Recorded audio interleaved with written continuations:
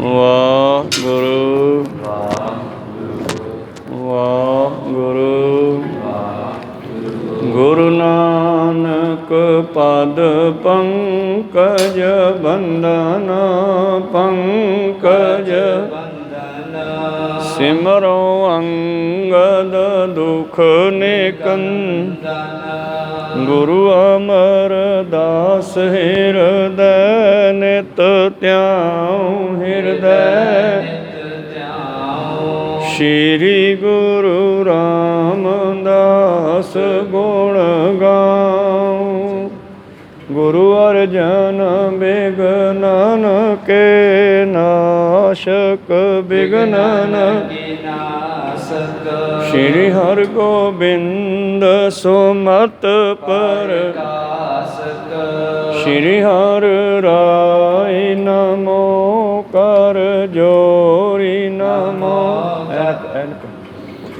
ਨਮੋ ਕਰ ਜੋਰੀ। ਸ਼੍ਰੀ ਹਰਿ ਕ੍ਰਿਸ਼ਨ ਮਨਾਉ।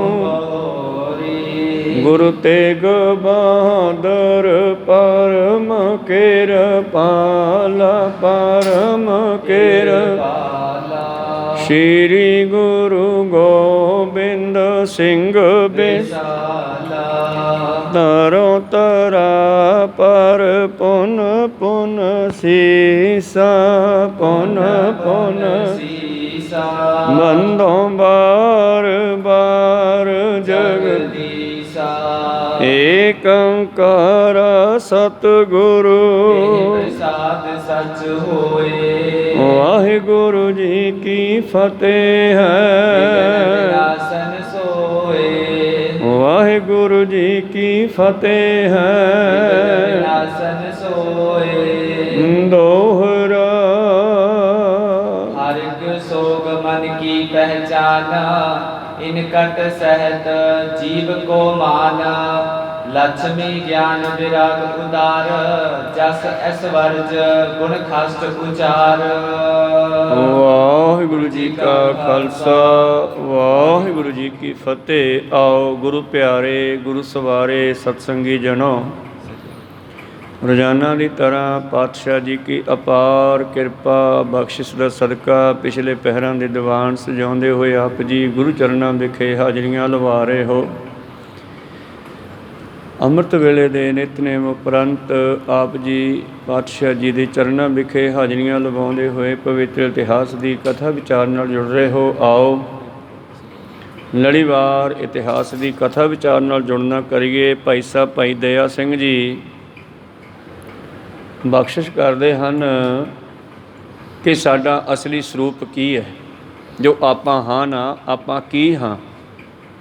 ਕਿਉਂਕਿ ਆਪਾਂ ਆਪਣੇ ਆਪ ਨੂੰ ਕੇਵਲ ਸਰੀਰ ਮੰਨਿਆ ਹੋਇਆ, ਜਾਂ ਫਿਰ ਆਪਾਂ ਰਿਸ਼ਤੇਦਾਰੀਆਂ ਵਿੱਚ ਕਿਸੇ ਦਾ ਚਾਚਾ, ਕਿਸੇ ਦਾ ਤਾਇਆ, ਕਿਸੇ ਦਾ ਬਾਪ, ਕਿਸੇ ਦਾ ਪੁੱਤਰ ਬਣੇ ਹੋਏ ਆ।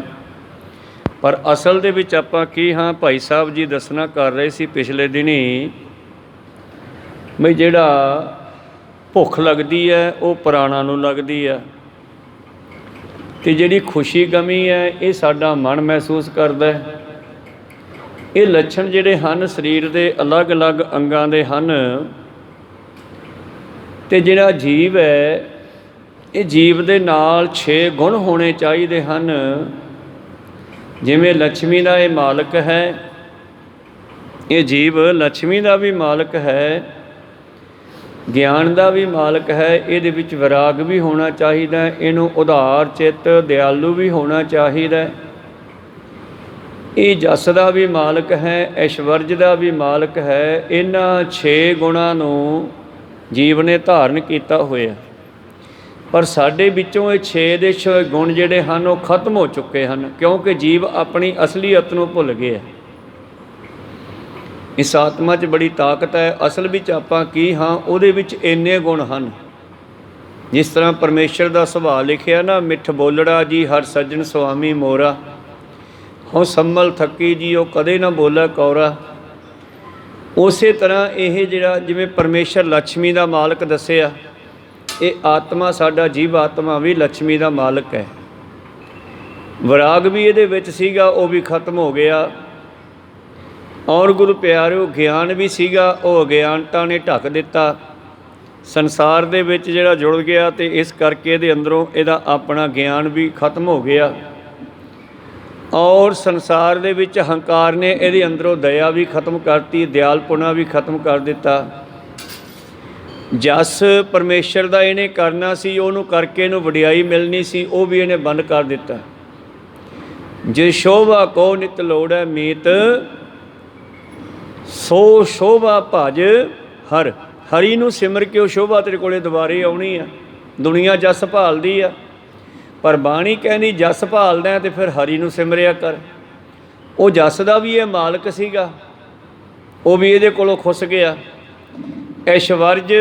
ਐਸ਼ਵਰਜ ਹੁੰਦਾ ਹਰ ਤਰ੍ਹਾਂ ਦੇ ਨਾਲ ਘਰ ਵਿੱਚ ਸਹੂਲਤਾਂ ਹੋਣ, ਸਾਰੇ ਸੁੱਖ ਸਹੂਲਤਾਂ ਦਾ ਇਹ ਮਾਲਕ ਸੀਗਾ। ਪਰ ਉਹ ਐਸ਼ਵਰਜ ਵੀ ਇਹਦੇ ਹੱਥੋਂ ਨਿਕਲ ਗਿਆ, ਕਿਉਂਕਿ ਇਹਨੇ ਮਾਲਕ ਦਾ ਪੱਲਾ ਛੱਡ ਦਿੱਤਾ, ਪਰਮੇਸ਼ਰ ਨੂੰ ਭੁਲਾ ਦਿੱਤਾ ਹੈ। ਇਹ ਭਾਈ ਸਾਹਿਬ ਜੀ ਦੱਸ ਰਹੇ ਹਨ ਨਿਚੋੜ ਕਰਕੇ ਕਿ ਅਸੀਂ ਅਸਲ ਵਿੱਚ ਕੀ ਹਾਂ ਜਾਂ ਸਾਡੀ ਆਤਮਾ ਦਾ ਕੀ ਸਰੂਪ ਹੈ। ਇਹ ਅਲੱਗ-ਅਲੱਗ ਦੱਸਦੇ ਹੋਏ ਇੱਥੇ ਪਹੁੰਚੇ ਹਨ। ਅੱਗੇ ਭਾਈ ਸਾਹਿਬ ਜੀ ਕੀ ਬਖਸ਼ਿਸ਼ ਕਰਦੇ ਆ ਵਿਚਾਰਾ ਹੁਣ ਆਪਾਂ ਆਰੰਭ ਕਰਕੇ ਸਰਵਣ ਕਰਦੇ ਹਾਂ। ਉਸ ਤੋਂ ਪਹਿਲਾਂ ਆਪਣੀਆਂ ਅਤੇ ਦਾਸਾਂ ਦੀਆਂ ਗੁਰੂ ਚਰਨਾਂ ਵਿੱਚ ਲਵਾਓ ਹਾਜ਼ਰੀਆਂ। ਗੁਰੂ ਕਾ ਬਖਸ਼ਿਆ ਫਤਿਹ ਦਾ ਨਾਅਰਾ ਕਰੋ ਬੁਲੰਦ ਗੱਜ ਕੇ ਆਖੋ ਜੀ ਵਾਹਿਗੁਰੂ ਜੀ ਕਾ ਖਾਲਸਾ ਵਾਹਿਗੁਰੂ ਜੀ ਕੀ ਫਤਿਹ। ਦੋਹਰਾ ਹਰ ਇੱਕ ਸੋਗ ਮਨ ਕੀ ਪਹਿਚਾਨ, ਇਨ ਖਟ ਸਹਿਤ ਜੀਵ ਕੋ ਮਾਨ। ਜਿਹੜੀ ਖੁਸ਼ੀ ਗਮੀ ਹੈ ਇਹਦਾ ਅਸਰ ਸਾਡੇ ਮਨ ਤੇ ਹੁੰਦਾ। ਜਾਂ ਖੁਸ਼ੀ ਮਿਲਦੀ ਹੈ ਤੇ ਮਨ ਮਹਿਸੂਸ ਕਰਦਾ ਹੈ, ਗਮੀ ਨੂੰ ਵੀ ਮਨ ਮਹਿਸੂਸ ਕਰਦਾ ਹੈ। ਭੁੱਖ ਲੱਗਦੀ ਹੈ ਤੇ ਪ੍ਰਾਣਾਂ ਨੂੰ ਲੱਗਦੀ ਹੈ। ਲక్ష్ਮੀ ਗਿਆਨ ਵਿਰਾਗ ਉਦਾਰ, ਜਸ ਐਸਵਰਜ ਗੁਣ ਖਸਤ ਉਚਾਰ। ਔਰ ਜਿਹੜਾ ਜਨਮ ਮਰ ਹੈ, ਪਿੱਛੇ ਪੜ੍ਹਿਆ ਸੀ ਆਪਾਂ, ਜੰਮਣਾ ਮਰਨਾ ਸਰੀਰ ਦਾ ਹੈ। ਜੰਮਣਾ ਮਰਨਾ ਜਿਹੜਾ ਹੁੰਦਾ ਇਹ ਸਰੀਰ ਦਾ ਹੈ, ਆਪਣਾ ਨਹੀਂ ਹੈ। ਆਪਾਂ ਤੈਨੂੰ ਛੱਡ ਕੇ ਜਾਂਦੇ ਹਾਂ। ਇਹ ਰੱਥ ਉੱਤੇ ਬੈਠੇ ਸੀਗੇ ਤੇ ਜਦੋਂ ਸਮਾਂ ਆਇਆ ਅਸੀਂ ਇਹ 5 ਕਰਮ ਇੰਦਰੇ 5 ਗਿਆਨ ਇੰਦਰੇ 10 ਘੋੜਿਆਂ ਦੇ ਰਥ ਤੋਂ ਉਤਰ ਗਏ। ਬਸ ਇੰਨਾ ਹੀ ਆ ਮੌਤ। ਇਹਨੂੰ ਅਸੀਂ ਮੌਤ ਸਮਝ ਲਿਆ, ਪਰ ਮੌਤ ਸਾਡੀ ਨਹੀਂ ਸਰੀਰ ਦੀ ਹੈ। ਉਹ ਸਰੀਰ ਦੀ ਵੀ ਮੌਤ ਦਾ ਕਿਹੜਾ ਰੂਪ ਹੈ ਕਿ 5 ਤੱਤਾਂ ਦਾ ਅੱਡੋ ਅੱਡ ਹੋ ਜਾਣਾ। ਕੋਈ ਗੱਡੀ ਤੁਸੀਂ ਵਰਤਦੇ ਹੋ ਤਾਂ ਉਹ ਸਹੀ ਰਹਿੰਦੀ ਹੈ, ਤੇ ਜੇ ਗੱਡੀ ਨੂੰ ਖੂੰਜੇ ਲਾ ਕੇ ਖੜਾ ਦਿਓ, ਵਰਤਣਾ ਬੰਦ ਕਰ ਦਿਓ, ਉਹ ਪਈ ਪਈ ਖਰਾਬ ਹੋ ਜਾਂਦੀ ਹੈ। ਉਸੇ ਤਰ੍ਹਾਂ ਹੀ ਜਿੰਨਾ ਚਿਰ ਅਸੀਂ ਵਿੱਚ ਰਹਿੰਦੇ ਹਾਂ, ਇਹ ਸਰੀਰ ਰੂਪੀ ਰੱਥ ਦੇ ਮਾਲਕ ਇਹਦੇ ਉੱਤੇ ਚੜ੍ਹਾਈ ਕਰਦੇ ਹਾਂ, ਇਹਦੇ ਵਿੱਚ ਰਹਿੰਦੇ ਹਾਂ, ਉਹਨਾਂ ਚਿਰ ਇਹ 5 ਤੱਤ ਇਕੱਠੇ ਰਹਿੰਦੇ ਆ। ਤੇ ਜਦੋਂ ਹੀ ਚੇਤਨਾ ਮਾਲਕ ਨਿਕਲ ਜਾਂਦਾ ਇਹ 5 ਤੱਤ ਵੀ ਅੱਡੋ ਅੱਡ ਹੋ ਜਾਂਦੇ ਨੇ। ਇਸ ਕਰਕੇ ਇਹ ਜਿਹੜਾ ਸਰੀਰ ਹੈ, ਜੰਮਣਾ ਮਰਨਾ ਸਰੀਰ ਦਾ ਪਿੱਛੇ ਪੜ੍ਹਿਆ ਸੀ ਆਪਾਂ। ਔਰ ਸ਼ੁੱਧਾ ਤ੍ਰਿਸ਼ਾ, ਭੁੱਖ ਜਿਹੜੀ ਹੈ ਪ੍ਰਾਣਾਂ ਨੂੰ ਲੱਗਦੀ ਹੈ, ਭੁੱਖ ਤੇ ਖੁਸ਼ੀ ਗਮੀ ਮਨ ਮਹਿਸੂਸ ਕਰਦਾ ਹੈ। ਅਸੀਂ ਤਾਂ ਇਸ 6 ਗੁਣਾਂ ਦੇ ਮਾਲਕ ਸੀ। ਜੇ ਕਿਤੇ ਸਾਡੇ ਅੰਦਰ ਉਹ ਗੁਣ ਦੁਬਾਰਾ ਆ ਜਾਣ ਤਾਂ ਅਸੀਂ ਫਿਰ ਪਰਮੇਸ਼ਰ ਰੂਪ ਹੋ ਜਾਵਾਂਗੇ। ਅਸੀਂ ਲక్ష్ਮੀ ਦੇ ਵੀ ਮਾਲਕ ਹਾਂ, ਅਸੀਂ ਵਿਰਾਗ ਦੇ ਗਿਆਨ ਦੇ ਵੀ ਮਾਲਕ ਹਾਂ, ਸੁੱਖਾਂ ਸਹੂਲਤਾਂ ਦੇ ਵੀ ਮਾਲਕ ਹਾਂ, ਜਸ ਦੇ ਵੀ ਮਾਲਕ ਹਾਂ, ਪਰ ਇਹ ਸਾਡੇ ਹੱਥੋਂ ਛੁੱਟ ਗਿਆ ਜੀ। ਜੀਵਨ ਮੈਨ ਕੋ ਕਿਤ ਅੰਸ਼, ਈਸ਼ਰ ਵਿਖੇ ਖਸਟ ਸਰਬੰਸ। ਔਰ ਗੁਰੂ ਪਿਆਰਿਓ ਸਾਡੇ ਜੀਵਨ ਵਿੱਚ ਤਾਂ ਇਹ ਅੰਸ਼ ਰੂਪ ਹੀ ਆ, ਤੇ ਪਰਮੇਸ਼ਰ ਦੇ ਵਿੱਚ 6 ਦੇ 6 ਗੁਣ ਪੂਰਨ ਤੌਰ 'ਤੇ ਹੈ। ਪਰਮੇਸ਼ਰ ਆਨੰਦ 'ਚ ਹੈ। ਪਰਮੇਸ਼ਰ ਦੀ ਲక్ష్ਮੀ ਹਰ ਵੇਲੇ ਸੇਵਾ ਕਰਦੀ ਆ, ਉਹਦੇ ਹੁਕਮ 'ਚ ਰਹਿੰਦੀ ਆ। ਪਰਮੇਸ਼ਰ ਜਿਹੜਾ ਐਡੀ ਵੱਡੀ ਸ੍ਰਿਸ਼ਟੀ ਬਣਾ ਕੇ ਵੀ ਇਸ ਤੋਂ ਨਿਰਲੇਪ ਹੈ, ਇਹਦਾ ਮਤਲਬ ਵਿਰਾਗ ਦਾ ਮਾਲਕ ਹੈ। ਪਰਮੇਸ਼ਰ ਜਿਹੜਾ ਹੈ ਗਿਆਨ ਦਾ ਵੀ ਮਾਲਕ ਹੈ, ਐਡੀ ਵੱਡੀ ਸ੍ਰਿਸ਼ਟੀ ਨੂੰ ਆਪਣੇ ਗਿਆਨ ਦੇ ਨਾਲ ਹੀ ਚਲਾ ਰਿਹਾ। ਕਿਸੇ ਨੂੰ ਕਥਾ ਦਾ ਗਿਆਨ ਫੜਾਤਾ, ਕਿਸੇ ਨੂੰ ਕੀਰਤਨ ਦਾ ਫੜਾਤਾ, ਕਿਸੇ ਨੂੰ ਵਰਕਸ਼ਾਪ ਦਾ ਫੜਾਤਾ, ਕਿਸੇ ਨੂੰ ਖੇਤੀਬਾੜੀ ਦਾ ਫੜਾਤਾ, ਕਿਸੇ ਨੂੰ ਸਹਿਜ ਪਾਠ ਖੰਡ ਪਾਠ ਕਰਨ ਦਾ ਫੜਾਤਾ। ਪਰਮੇਸ਼ਰ ਗਿਆਨ ਦਾ ਮਾਲਕ ਹੈ ਤੇ ਗਿਆਨ ਦੇ ਨਾਲ ਹੀ ਦੁਨੀਆ ਨੂੰ ਚਲਾ ਰਿਹਾ ਹੈ। ਕੋਈ ਸਤਿਨਾਮ। ਸਾਨੂੰ ਸਾਰਿਆਂ ਨੂੰ ਹੁਕਮ ਹੀ ਹੁਕਮ ਚਲਾਏ ਰਾਹੋ। ਇਸ ਕਰਕੇ ਜੀਵਨ ਮਹਿ ਇਨਕੋ ਕਿਤ ਅੰਸ਼, ਸਾਡੇ ਵਿੱਚ ਤਾਂ ਅੰਸ਼ ਮਾਤਰੀ ਆ, ਪਰ ਈਸ਼ਵਰ ਵਿਖੇ ਖਸਟ ਸਰਬੰਸ। ਜਿਹੜਾ ਪਰਮੇਸ਼ਰ ਹੈ ਉਹਦੇ ਵਿੱਚ 6 ਦੇ 6 ਗੁਣ ਪੂਰਨ ਤੌਰ 'ਤੇ ਹਨ, ਪੱਕੇ ਤੌਰ 'ਤੇ ਹਨ। ਅਤੇ ਜਦੋਂ ਕੋਈ ਉਸ ਨਾਲ ਜੁੜ ਜਾਂਦਾ ਹੈ, ਹਰਿ ਕਾ ਸੇਵਕ ਸੋ ਹਰਿ ਜੇਹਾ, ਭੇਦ ਨ ਜਾਣੋ ਮਾਨਸ ਦੇਹਾ, ਫਿਰ ਹਰੀ ਦਾ ਸੇਵਕ ਹਰੀ ਦਾ ਰੂਪ ਹੋ ਜਾਂਦਾ ਹੈ। ਉਹਦੇ ਕੋਲੇ ਸਾਰੇ ਇਹ ਲੱਛਣ ਵੀ ਆ ਜਾਂਦੇ ਹੈ, ਇਹ 6 ਦੇ 6 ਗੁਣ ਵੀ ਉਹਦੇ ਕੋਲੇ ਆ ਜਾਂਦੇ ਹਨ। ਜਾਤੀ ਸ੍ਰਿਸ਼ਟ ਉਪਾਵਨ ਪਾਰਨ, ਨਾਸ਼ਨ ਕਰਨ ਈਸ਼ ਤ੍ਰੈ ਕਾਰਨ। ਤਾਂ ਇਹ ਸਾਰੀ ਸ੍ਰਿਸ਼ਟੀ ਦੀ ਉਤਪਤੀ ਕਰਨ ਵਾਸਤੇ ਪਰਮੇਸ਼ਰ ਨੇ ਇਹਨਾਂ ਤਿੰਨਾਂ ਸਰੀਰਾਂ ਨੂੰ ਪੈਦਾ ਕੀਤਾ ਹੈ, ਔਰ ਮਨੁੱਖ ਦੇ ਅੰਦਰ ਪਰਮੇਸ਼ਰ ਨੇ ਆਪਣੇ ਗੁਣ ਰੱਖ ਕੇ ਭੇਜਿਆ ਸੀਗਾ। 4 ਪਦਾਰਥ ਲੈ ਜਗ ਆਇਆ, शिव शक्ति, शिव परमेश्वर शक्ति, लक्ष्मी माया, सृष्टि कुदरत, कुदरत करके वसिया सोए। ये कुदरत ओदी शक्ति है। तो सानू 4 पदार्थ दे के भेजिया सीगा। 4 पदार्थ लै जगे आया, शिव शक्ति कर वासा पाया, एक विसारे तां पिढ़ारे, अंधले नाम विसारा है। इस मूर्ख ने तां श्रोमणी पल्ला ही छड़ता, मालक दा नाम ही छड़ दिता। इस करके हुण की करे। ਤਾਂ ਪਰਮੇਸ਼ਰ ਨੇ ਇਹ ਸ੍ਰਿਸ਼ਟੀ ਨੂੰ ਪੈਦਾ ਕਰਨਾ, ਪਾਲਣਾ ਔਰ ਨਾਸ਼ ਕਰਨਾ, ਇਹ ਤਿੰਨੇ ਕੰਮ ਵੀ ਆਪਣੇ ਹੱਥ ਵਿੱਚ ਰੱਖੇ ਆ। ਦੁਨੀਆ ਦੀ ਪਾਲਣਾ ਵੀ ਉਹ ਕਰਦਾ ਹੈ, ਦੁਨੀਆ ਨੂੰ ਪੈਦਾ ਵੀ ਉਹ ਕਰਦਾ ਹੈ, ਅਤੇ ਦੁਨੀਆ ਦਾ ਨਾਸ਼ ਵੀ ਉਹ ਕਰਦਾ। ਭਾਵੇਂ ਕਿ ਅੱਗੇ ਚੱਲ ਕੇ ਸਤਿਗੁਰੂ ਪਾਤਸ਼ਾਹ ਨੇ ਇਹ ਵੀ ਲਿਖ ਦਿੱਤਾ ਕਿ ਏਕਾ ਮਾਈ ਜੁਗਤ ਵਿਆਈ, 3 ਚੇਲੇ ਪ੍ਰਵਾਨ, ਇੱਕ ਸੰਸਾਰੀ, ਇੱਕ ਭੰਡਾਰੀ, ਇੱਕ ਲਾਏ ਦੀਵਾਨ। ਇਹ ਅੱਗੇ ਆਪਣੇ ਕਰਿੰਦੇ ਰੱਖ ਲਏ। ਬ੍ਰਹਮਾ ਵਿਸ਼ਨੂੰ ਮਹੇਸ਼ ਜੀ ਨੂੰ ਹਿੰਦੂ ਮਤ ਵਿੱਚ ਕਿਹਾ ਜਾਂਦਾ ਹੈ। ਇਹ ਤਿੰਨੇ ਮਾਨੋ ਪਰਮੇਸ਼ਰ ਨੇ ਮਾਇਆ ਤੋਂ ਪੈਦਾ ਕੀਤੇ, ਲక్ష్ਮੀ ਤੋਂ ਪੈਦਾ ਕੀਤੇ 3 ਕਰਿੰਦੇ। ਇਹਨਾਂ ਦੀ ਡਿਊਟੀ ਲਾਤੀ। ਬ੍ਰਹਮਾ ਦਾ ਕੰਮ ਪੈਦਾ ਕਰਨਾ, ਔਰ ਗੁਰੂ ਪਿਆਰੇ ਵਿਸ਼ਨੂੰ ਦਾ ਕੰਮ ਪਾਲਣਾ, ਅਤੇ ਸ਼ਿਵ ਦਾ ਕੰਮ ਜਿਹੜਾ ਇਹਨਾਂ ਨੂੰ ਲੈ ਕਰਨਾ। ਅਸਲ ਦੇ ਵਿੱਚ ਜੇ ਹੋਰ ਅੱਗੇ ਜਾਈਏ, ਡੀਪ ਜਾਈਏ, ਤਾਂ ਇਹ 3 ਕੀ ਚੀਜ਼ ਹਨ? ਅੱਗ, ਪਾਣੀ ਅਤੇ ਹਵਾ। ਕਹੋ ਸਤਿਨਾਮ ਸੀ। ਕਿਉਂਕਿ ਹੁਣ ਬ੍ਰਹਮਾ ਵਿਸ਼ਨੂੰ ਮਹੇਸ਼ ਮੈਂ ਕਹਾਂ ਤਾਂ ਫਿਰ ਤੁਹਾਡਾ ਧਿਆਨ ਚਲਾ ਜਾਣਾ ਵੀ ਉਹ 3 ਜਣੇ ਹੈਗੇ, ਉਹ ਪਾਲਦੇ ਆ। ਨਹੀਂ, ਪਾਣੀ ਤੋਂ ਸਾਨੂੰ ਪੈਦਾ ਕੀਤਾ ਜਾਂਦਾ ਹੈ, ਹਵਾ ਦੇ ਨਾਲ ਅਸੀਂ ਪਲਦੇ ਹਾਂ, ਅਤੇ ਅੱਗ ਸਾਨੂੰ ਲੈ ਕਰਕੇ ਇੱਕ ਕਰ ਦਿੰਦੀ ਆ। ਕਹੋ ਸਤਿਨਾਮ ਸੀ। ਗੁਰਮਤਿ ਨੇ ਤੱਤ ਕੱਢਿਆ। ਜਿਹੜੀਆਂ ਗੁਰਮਤਿ ਦੀਆਂ ਗੱਲਾਂ ਨਾ, ਇਹ ਕਸੌਟੀ 'ਤੇ ਪੂਰੀਆਂ ਉਤਰਦੀਆਂ। ਇਹਨੂੰ ਸਾਇੰਸ ਵੀ ਚੈਲੰਜ ਨਹੀਂ ਕਰ ਸਕਦੀ। ਹਜੇ ਉਹਨੂੰ ਚੈਲੰਜ ਕਰ ਸਕਦਾ ਕੋਈ ਵੀ ਬ੍ਰਹਮਾ ਦੇ 6 ਮੂੰਹ ਕਿਵੇਂ ਹੋ ਗਏ, ਜਾਂ 4-5 ਮੂੰਹ ਕਿਵੇਂ ਹੋ ਗਏ ਬ੍ਰਹਮਾ ਦੇ? ਸ਼ਿਵ ਕੌਣ ਹੈ? ਉਹਨੂੰ ਕੋਈ ਚੈਲੰਜ ਕਰ ਸਕਦਾ ਹੈ। ਪਰ ਗੁਰਮਤਿ ਨੇ ਤੱਤ ਦੀ ਗੱਲ ਕੀਤੀ ਹੈ, ਅਤੇ ਪਰਮੇਸ਼ਰ ਨੇ ਆਪਣੇ ਤੋਂ 3 ਤੱਤ ਪੈਦਾ ਕੀਤੇ। ਅਸਲ ਵਿੱਚ ਸਾਚੇ ਤੇ ਭਵਨਾ ਪਿਆ, ਭਵਨਾ ਤੇ ਜਲ ਹੋਏ, ਜਲ ਤੇ 3 ਭਵਨ ਸਾਜਿਆ, ਘੜ ਘੜ ਜੋਤ ਸਮੋਏ। ਅਕਾਲ ਪੁਰਖ ਤੋਂ ਹਵਾ ਬਣੀ। ਮੁਸਲਮਾਨ ਮੱਤ ਵਾਲੇ ਵੀ ਅੰਮਾ ਹਵਾ ਕਹਿੰਦੇ ਆ, ਅਤੇ ਉਹ ਅੰਮਾ ਹਵਾ ਕੋਈ ਬੇਬੇ, ਕੋਈ ਇਸਤਰੀ ਨਹੀਂ ਸੀ। ਸਭ ਤੋਂ ਪਹਿਲਾਂ ਇਹ ਹਵਾ ਬਣੀ, ਅਤੇ ਇਹਦੇ ਵਿੱਚੋਂ ਹੀ ਸਾਡੇ ਸਵਾਦ ਚੱਲਣ ਲੱਗਿਆ। ਆਦਮ, ਬਾਬਾ ਆਦਮ ਅਤੇ ਅੰਮਾ ਹਵਾ, ਉਹ ਕਹਿੰਦੇ ਆ। ਪਰ ਸਾਡੀ ਮੱਤ ਵਿੱਚ ਕਿਹਾ ਜਾਂਦਾ ਹੈ ਪਵਨ ਗੁਰੂ, ਪਾਣੀ ਪਿਤਾ, ਮਾਤਾ ਧਰਤ ਮਹੱਤ। ਇਸ ਤਰ੍ਹਾਂ ਸਤਿਗੁਰੂ ਪਾਤਸ਼ਾਹ ਜੀ ਨੇ ਆਪਣੇ ਆਪ ਤੋਂ ਹਵਾ ਪੈਦਾ ਕੀਤੀ। ਕੀਤਾ ਪਸਾਓ ਏਕੋ ਕਵਾਓ, ਜਦ ਬੋਲਿਆ ਅਤੇ ਉਹਦੇ ਵਿੱਚੋਂ ਹਵਾ ਨਿਕਲੀ, ਅਤੇ ਹਵਾ ਠੰਡੀ ਹੋ ਕੇ ਪਾਣੀ ਬਣਿਆ, ਅਤੇ ਪਾਣੀ ਤੋਂ ਜੀਵ ਜੰਤੂਆਂ ਦਾ ਬਣਨਾ ਸ਼ੁਰੂ ਹੋਇਆ।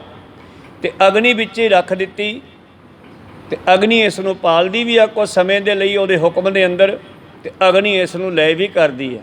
ਜਦੋਂ ਬੱਚਾ ਮਾਂ ਦੇ ਪੇਟ 'ਚ ਆ, ਉੱਥੇ ਵੀ ਅੱਗ ਹੈ, ਲੇਕਿਨ ਉਹ ਅੱਗ ਬੱਚੇ ਨੂੰ ਪਾਲਦੀ ਆ, ਵਧਾਉਂਦੀ ਫੁਲਾਉਂਦੀ ਆ, ਰਕਸ਼ਾ ਕਰਦੀ ਹੈ ਬਲਕਿ ਉਹ ਅੱਗ। ਅਤੇ ਬਾਹਰ ਜਦੋਂ ਅੱਗ ਚਿਖਾ 'ਚ ਹੁੰਦੀ ਹੈ, ਅਤੇ ਫਿਰ ਇਸੇ ਸਰੀਰ ਨੂੰ ਆਪਣੇ ਵਿੱਚ ਮਿਕਸ ਕਰਕੇ ਮਿੱਟੀ ਵਿੱਚ ਮਿਲਾ ਦਿੰਦੀ ਆ। ਕਹੋ ਸਤਿਨਾਮ ਸੀ। ਅੰਦਰਲੀ ਅੱਗ ਮਾਤਾ ਦੀ, ਉਧਰ ਦੀ ਅੱਗ ਹੈ ਜਿਹੜੀ, ਉੱਥੇ ਦੇਖੋ ਬੱਚੇ ਨੂੰ ਨਹੀਂ ਸਾੜਦੀ। ਮਾਤਾ ਦਾ ਖਾਧਾ ਹੋਇਆ ਸਖਤ ਤੋਂ ਸਖਤ ਭੋਜਨ ਵੀ ਪੇਟ ਵਿੱਚ ਜਾ ਕੇ ਗਲ ਜਾਂਦਾ ਹੈ, ਲੇਕਿਨ ਬੱਚੇ ਨੂੰ ਸੰਭਾਲਦੀ ਹੈ। ਤਿੱਥੈ ਤੂੰ ਸਮਰੱਥ, ਜਿੱਥੇ ਕੋਈ ਨਾਹੀਂ ਉੱਥੇ ਤੇਰੀ ਰੱਖ ਅਗਨੀ, ਉਧਰ ਮਾਹੇ ਸੁਣ ਕੇ ਜਮ ਕੇ ਦੂਤ ਨਾਏ ਤੇਰੇ, ਛੱਡ ਜਾਹੇ ਭੌਜਲ ਬਿਖਮਸ ਗਾਹੋਂ, ਗੁਰ ਸ਼ਬਦੀ ਪਾਰ ਪਾਏ। ਇਸੇ ਤਰ੍ਹਾਂ ਹੀ ਸਿੱਖਾ, ਉੱਥੇ ਤੈਨੂੰ ਪਰਮੇਸ਼ਰ ਦੇ ਨਾਮ ਕਰਕੇ ਹੀ ਅਗਨੀ ਨੇ ਰਕਸ਼ਾ ਕੀਤੀ, ਕਿਉਂਕਿ ਅਗਨੀ ਦੇ ਉੱਤੇ ਪਰਮੇਸ਼ਰ ਹੈ, ਪਰਮੇਸ਼ਰ ਇਹਦਾ ਮਾਲਕ ਹੈ।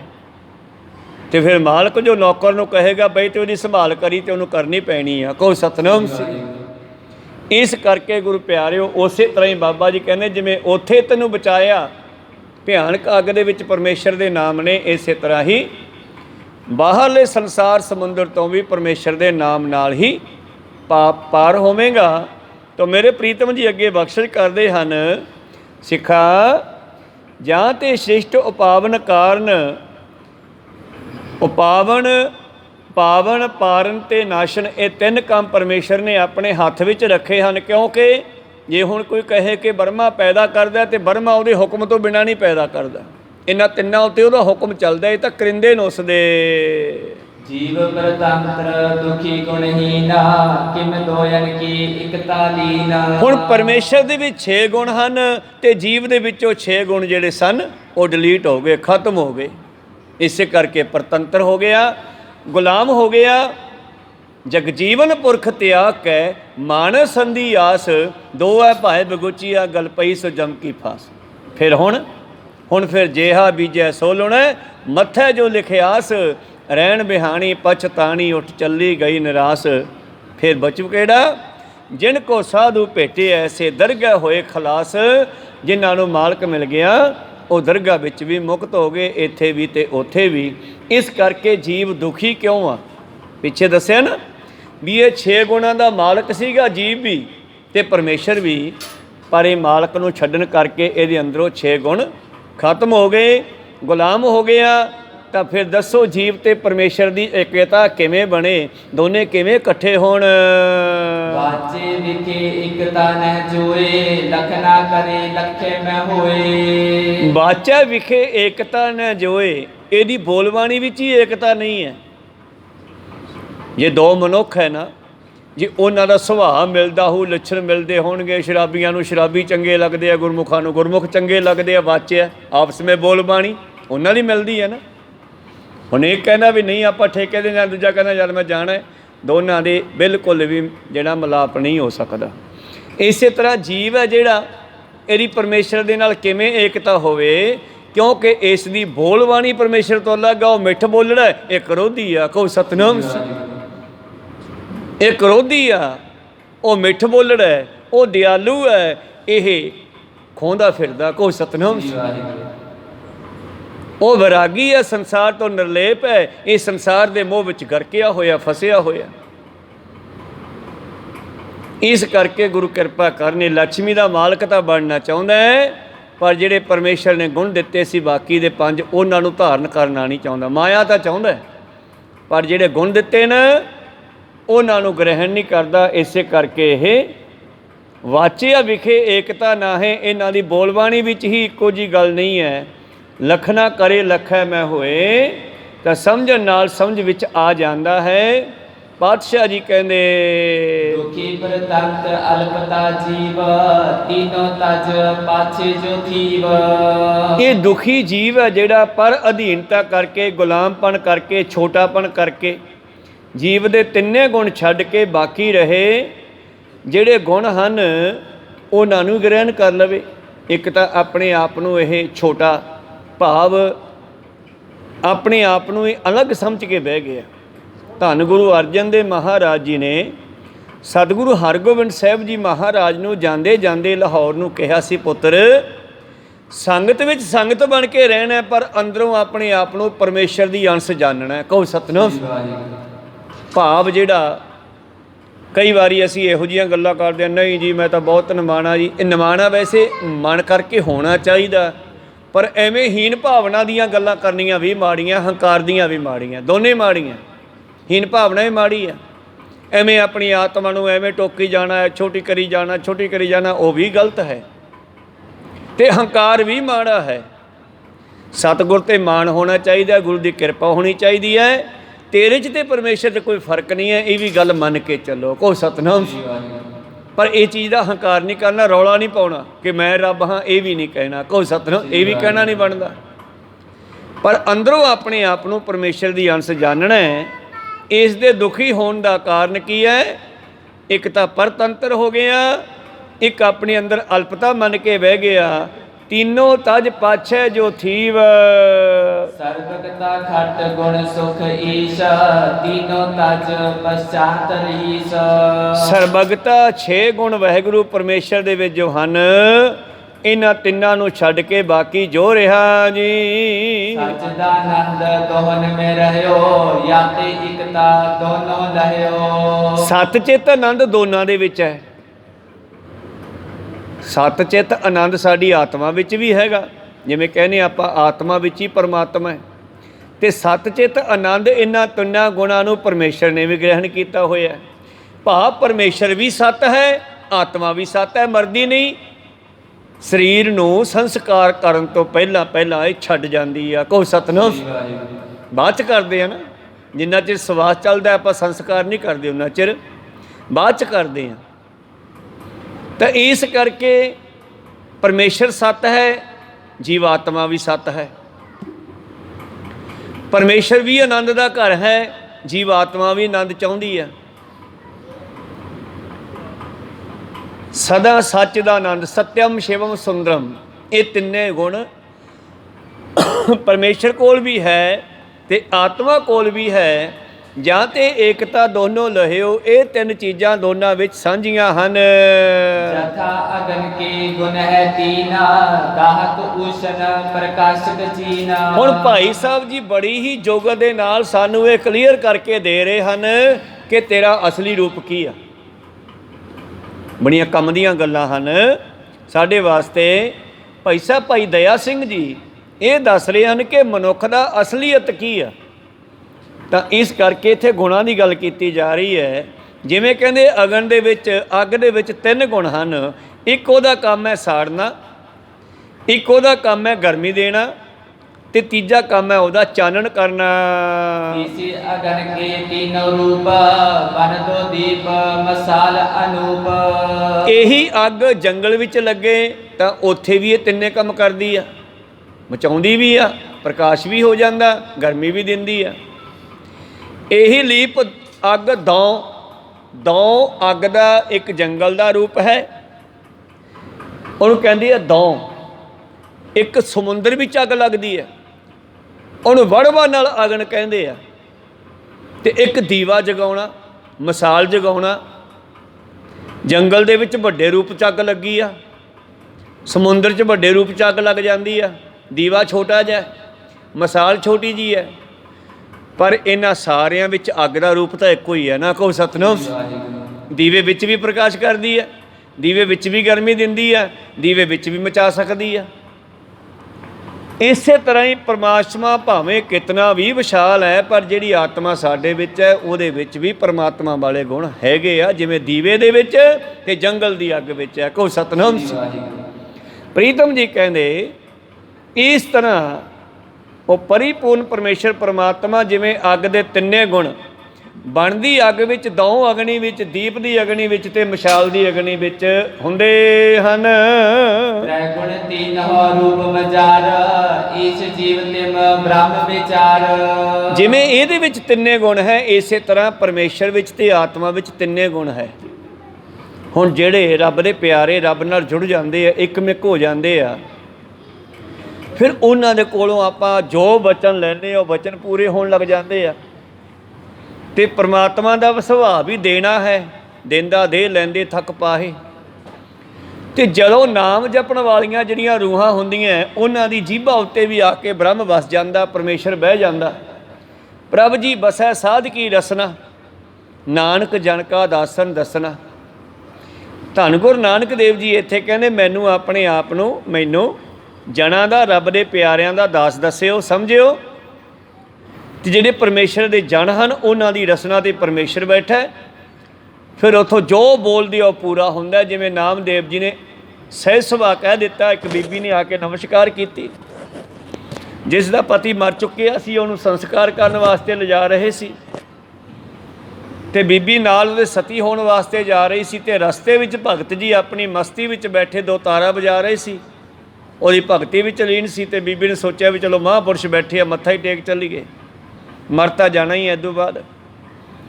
ਤੇ ਮੱਥਾ ਟੇਕਿਆ, ਜਾ ਕੇ ਨਮਸਕਾਰ ਕੀਤੀ। ਤੇ ਹੁਣ ਭਗਤ ਜੀ ਕਹਿਣ ਲੱਗੇ ਸੁਹਾਗਵੰਤੀ ਹੋ, ਲੰਬੀ ਉਮਰ ਹੋਵੇ। ਕਹਿੰਦੀ ਮਰ ਜਾ, ਕੀ ਕਹਿਤਾ? ਕਿਉਂ ਭਾਈ? ਮੇਰਾ ਤਾਂ ਪਤੀ ਮਰ ਗਿਆ, ਸੁਹਾਗਵੰਤੀ ਕਿੱਥੇ ਮੈਂ, ਤੇ ਲੰਬੀ ਉਮਰ ਕਿਹੜੀ, ਮੈਂ ਤਾਂ ਸਤੀ ਹੋਣ ਚੱਲੀ ਆ, ਉਹਦੇ ਨਾਲ ਮਰਨ ਚੱਲੀ ਆ। ਓਹੋ, ਆਹ ਕੀ ਹੋ ਗਿਆ ਮੈਥੋਂ, ਇਹ ਤਾਂ ਗਲਤ ਕੰਮ ਹੋ ਗਿਆ। ਫਿਰ ਧਿਆਨ ਜੋੜਿਆ, ਪਰਮੇਸ਼ਰ ਅੱਗੇ ਬੇਨਤੀ ਕਰਦੇ ਆ, ਮਹਾਰਾਜ ਮੈਥੋਂ ਗਲਤੀ ਹੋ ਗਈ, ਮੈਨੂੰ ਪਤਾ ਨਹੀਂ ਸੀਗਾ, ਤੇਰੇ ਕੰਮ ਦੇ ਵਿੱਚ ਵਿਘਨ ਪੈ ਗਿਆ, ਇਹ ਮੈਂ ਕੀ ਕਹਿ ਬੈਠਾ। ਕਹਿੰਦੇ ਆਵਾਜ਼ ਆਈ, ਇਹ ਮੈਂ ਹੀ ਕਹਾਇਆ ਹੈ, ਪ੍ਰਭ ਜੀ ਬਸੇ ਸਾਧ ਕੀ ਰਸਨਾ, ਇਹ ਮੈਂ ਹੀ ਕਹਾਇਆ, ਤੇਰਾ ਵਚਨ ਪੂਰਾ ਹੋਊਗਾ, ਮੇਰਾ ਹੁਣ ਹੋਵੇ ਜੇ ਨਾ ਹੋਵੇ। ਕਹੋ ਸਤਿਨਾਮ। ਜਾ ਉਹ ਤੇ ਪਾਣੀ ਛਿੜਕ ਲੈ, ਉਹ ਬੱਚਾ ਜਿਉਂਦਾ ਹੋਵੇਗਾ, ਇਹ ਵੀ ਸੁਹਾਗਵੰਤੀ ਰਹੇਗੀ, ਇਹਦੀ ਉਮਰ ਵੀ ਵਧੇਗੀ। ਕਹੋ ਸਤਿਨਾਮ। ਉੱਦਾਂ ਹੀ ਹੋਇਆ, ਭਗਤ ਜੀ ਦੀ ਮਹਿਮਾ ਹੋਈ। ਇਸ ਕਰਕੇ ਪਰਮੇਸ਼ਰ ਦੇ ਗੁਣ ਪਰਮੇਸ਼ਰ ਦੇ ਪਿਆਰਿਆਂ 'ਚੋਂ ਝਲਕਦੇ ਆ। ਨਾਮ ਜਪਣ ਵਾਲੀਆਂ ਰੂਹਾਂ, ਸੰਤ ਅਤਰ ਸਿੰਘ ਬਾਬਾ, ਰਾੜਾ ਸਾਹਿਬ ਵਾਲੇ ਸੰਤ ਈਸ਼ਰ ਸਿੰਘ, ਜਾਂ ਹੋਰ ਮਹਾਨ ਸੰਤ ਆਪਾਂ ਗਿਣਤੀ ਕਰੀਏ ਤੇ ਬਹੁਤ ਹੋ ਜਾਣਗੇ, ਜਿਨ੍ਹਾਂ ਨੇ ਰੱਬ ਨਾਲ ਏਕਮਿਕਤਾ ਪ੍ਰਗਟ ਕੀਤੀ ਆ, ਪ੍ਰਾਪਤ ਕੀਤੀ ਆ, ਜਿਹੜੇ ਇੱਕਮਿਕ ਹੋ ਗਏ। ਫਿਰ ਉਹਨਾਂ ਦਾ ਬੋਲਿਆ ਸਾਧ ਜੇ ਬੋਲੇ ਸਹਿ ਸੁਭਾਏ, ਸਾਧ ਕਾ ਬੋਲਿਆ ਬਿਰਥਾ ਨਾ ਜਾਏ। ਉਹ ਰੱਬ ਨਾਲ ਇੱਕਮਿਕ ਹੋ ਚੁੱਕੇ ਆ ਅਸਲ ਦੇ ਵਿੱਚ। ਇਸ ਕਰਕੇ ਉਹਨਾਂ ਦੇ ਵਿੱਚੋਂ ਪਰਮੇਸ਼ਰ ਜੋ ਬੋਲਦਾ ਹੈ ਉਹ ਪੂਰਾ ਹੁੰਦਾ ਹੈ। ਤਾਂ ਤੇ ਪ੍ਰੀਤਮ ਜੀ ਕਹਿੰਦੇ, ਇੱਕ ਆਕਾਸ਼ ਤ੍ਰੈ ਭੇਦ ਬਨਾਏ, ਘਟ ਮਟ ਮਹਾਕਾਸ਼ ਦ੍ਰਿਸ਼ਟਾਏ। ਔਰ ਦੇਖੋ ਨਾ, ਆਕਾਸ਼ ਇੱਕ ਹੈ, ਇਹਦੇ ਵੀ ਤਿੰਨ ਰੂਪ ਦੇਖ ਲਓ। ਉੱਤੇ ਆਕਾਸ਼ ਹੈ, ਉਹਨੂੰ ਮਹਾਕਾਸ਼ ਕਹਿ ਦਿਓ।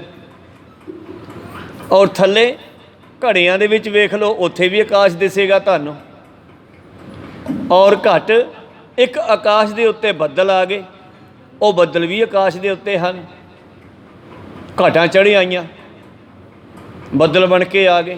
ਕਿੰਨੇ ਬੱਦਲ ਹੋ ਗਏ ਬਈ, ਉਦੋਂ ਗਿਣਤੀ ਹੋ ਜਾਂਦੀ ਆ ਕਿੰਨੇ ਬੱਦਲ ਆ ਗਏ।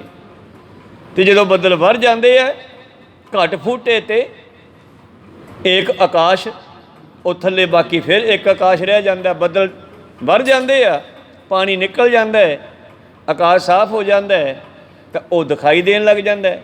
ਥੱਲੇ 100 ਘੜਾ ਪਾਣੀ ਦਾ ਭਰ ਕੇ ਧਰ ਦਿਓ, ਸਾਰਿਆਂ ਵਿੱਚੋਂ ਆਕਾਸ਼ ਦਿਖਾਈ ਦਿੰਦਾ ਹੈ। ਛੋਟੋ ਬੜ ਉਪਾਦ ਤੇ ਹੋਵੇ, ਨਾਸ਼ ਉਪਾਦ ਇੱਕ ਹੀ ਸੋਏ।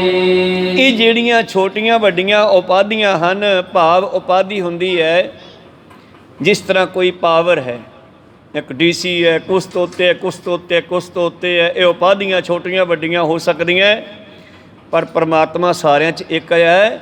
ਭਾਵੇਂ ਮਨੁੱਖ ਛੋਟੇ ਵੱਡੇ ਹੋ ਸਕਦੇ ਆ, ਸੰਸਾਰ ਨੇ ਬਣਾਏ ਹੋਣ, ਰੱਬ ਨੇ ਇੱਕੋ ਜਿਹੇ ਬਣਾ ਕੇ ਭੇਜੇ ਆ। ਬ੍ਰਾਹਮਣਾਂ ਨੇ ਭਾਵੇਂ ਸ਼ੂਦਰ ਵੈਸ ਆਦਿ ਬਣਾ ਦਿੱਤੇ, ਖੱਤਰੀ ਬ੍ਰਾਹਮਣ ਸ਼ੂਦਰ ਵੈਸ ਬਣਾ ਦਿੱਤੇ, ਪਰ ਰੱਬ ਨੇ ਨਹੀਂ ਬਣਾਏ। ਮਾਨਸ ਕੀ ਜਾਤ ਸਭ ਹੈ, ਏਕੇ ਪਹਿਚਾਨ ਵੋ, ਕਰਤਾ ਕਰੀਮ ਸੋਈ ਰਾਜ ਕਰ ਹੀਮ ਹੋਈ, ਦੂਸਰੋ ਨਾ ਭੇਦ ਕੋਈ ਭੂਲ ਪਰ ਮਾਨਵੋ। ਕਰਤਾ ਪੁਰਖ ਵੀ ਉਹ ਹੈ, ਉਹ ਰਹੀਮ ਕਹਿੰਦੇ ਹਨ, ਰਹੀਮ ਵੀ ਉਹ ਹੀ ਹੈ। ਉਹ ਰਾਮ ਕਹਿੰਦੇ ਆ, ਉਹ ਰਹੀਮ ਕਹਿੰਦੇ ਆ। ਅਸੀਂ ਕਰਤਾ ਪੁਰਖ ਕਹਿੰਦੇ ਆ, ਤਿੰਨੇ ਇੱਕੋ ਸ਼ਕਤੀ ਦੇ ਨਾਮ ਹਨ। ਇਸ ਕਰਕੇ ਮੇਰੇ ਪ੍ਰੀਤਮ ਜੀ ਕਹਿੰਦੇ, ਭਲਿਓ ਇਹ ਛੋਟੇ ਵੱਡੇ ਕਰਕੇ ਕੋਈ ਰੱਬ ਛੋਟਾ ਵੱਡਾ ਨਹੀਂ ਹੋ ਗਿਆ। ਜਦੋਂ ਅਸੀਂ ਖਤਮ ਹੋ ਗਏ, ਆਤਮਾ ਜਿਉਂ ਕੀ ਤਿਉਂ ਉੱਡਿਓ ਹੀ ਆ। ਇਮ ਸਾਖਿਆਤਕਾਰ ਮੈਂ ਏਕ, ਰਹੇ ਨਾ ਭਾਵਾ ਭਾਵ ਵਿਵੇਕ। ਇਸ ਪ੍ਰਕਾਰ ਆਕਾਸ਼ ਰਹਿ ਜਾਂਦਾ ਹੈ, ਭਾਵ ਅਭਾਵ ਭਾਵ ਸਾਖਿਆਤ। ਉਹ ਆਕਾਸ਼ ਇੱਕ ਹੈ, ਉਹ ਹਰ ਥਾਂ 'ਤੇ ਪ੍ਰਗਟ ਹੈ। ਕਹਿੰਦੇ ਸੰਸਾਰ ਦੇ ਵਿੱਚ ਭਾਵੇਂ ਕੋਈ ਛੋਟਾ ਵੱਡਾ ਹੋਵੇ, ਪਰ ਪਰਮੇਸ਼ਰ ਦੇ ਘਰ ਵਿੱਚ ਸਾਰੇ ਬਰਾਬਰ ਹਨ।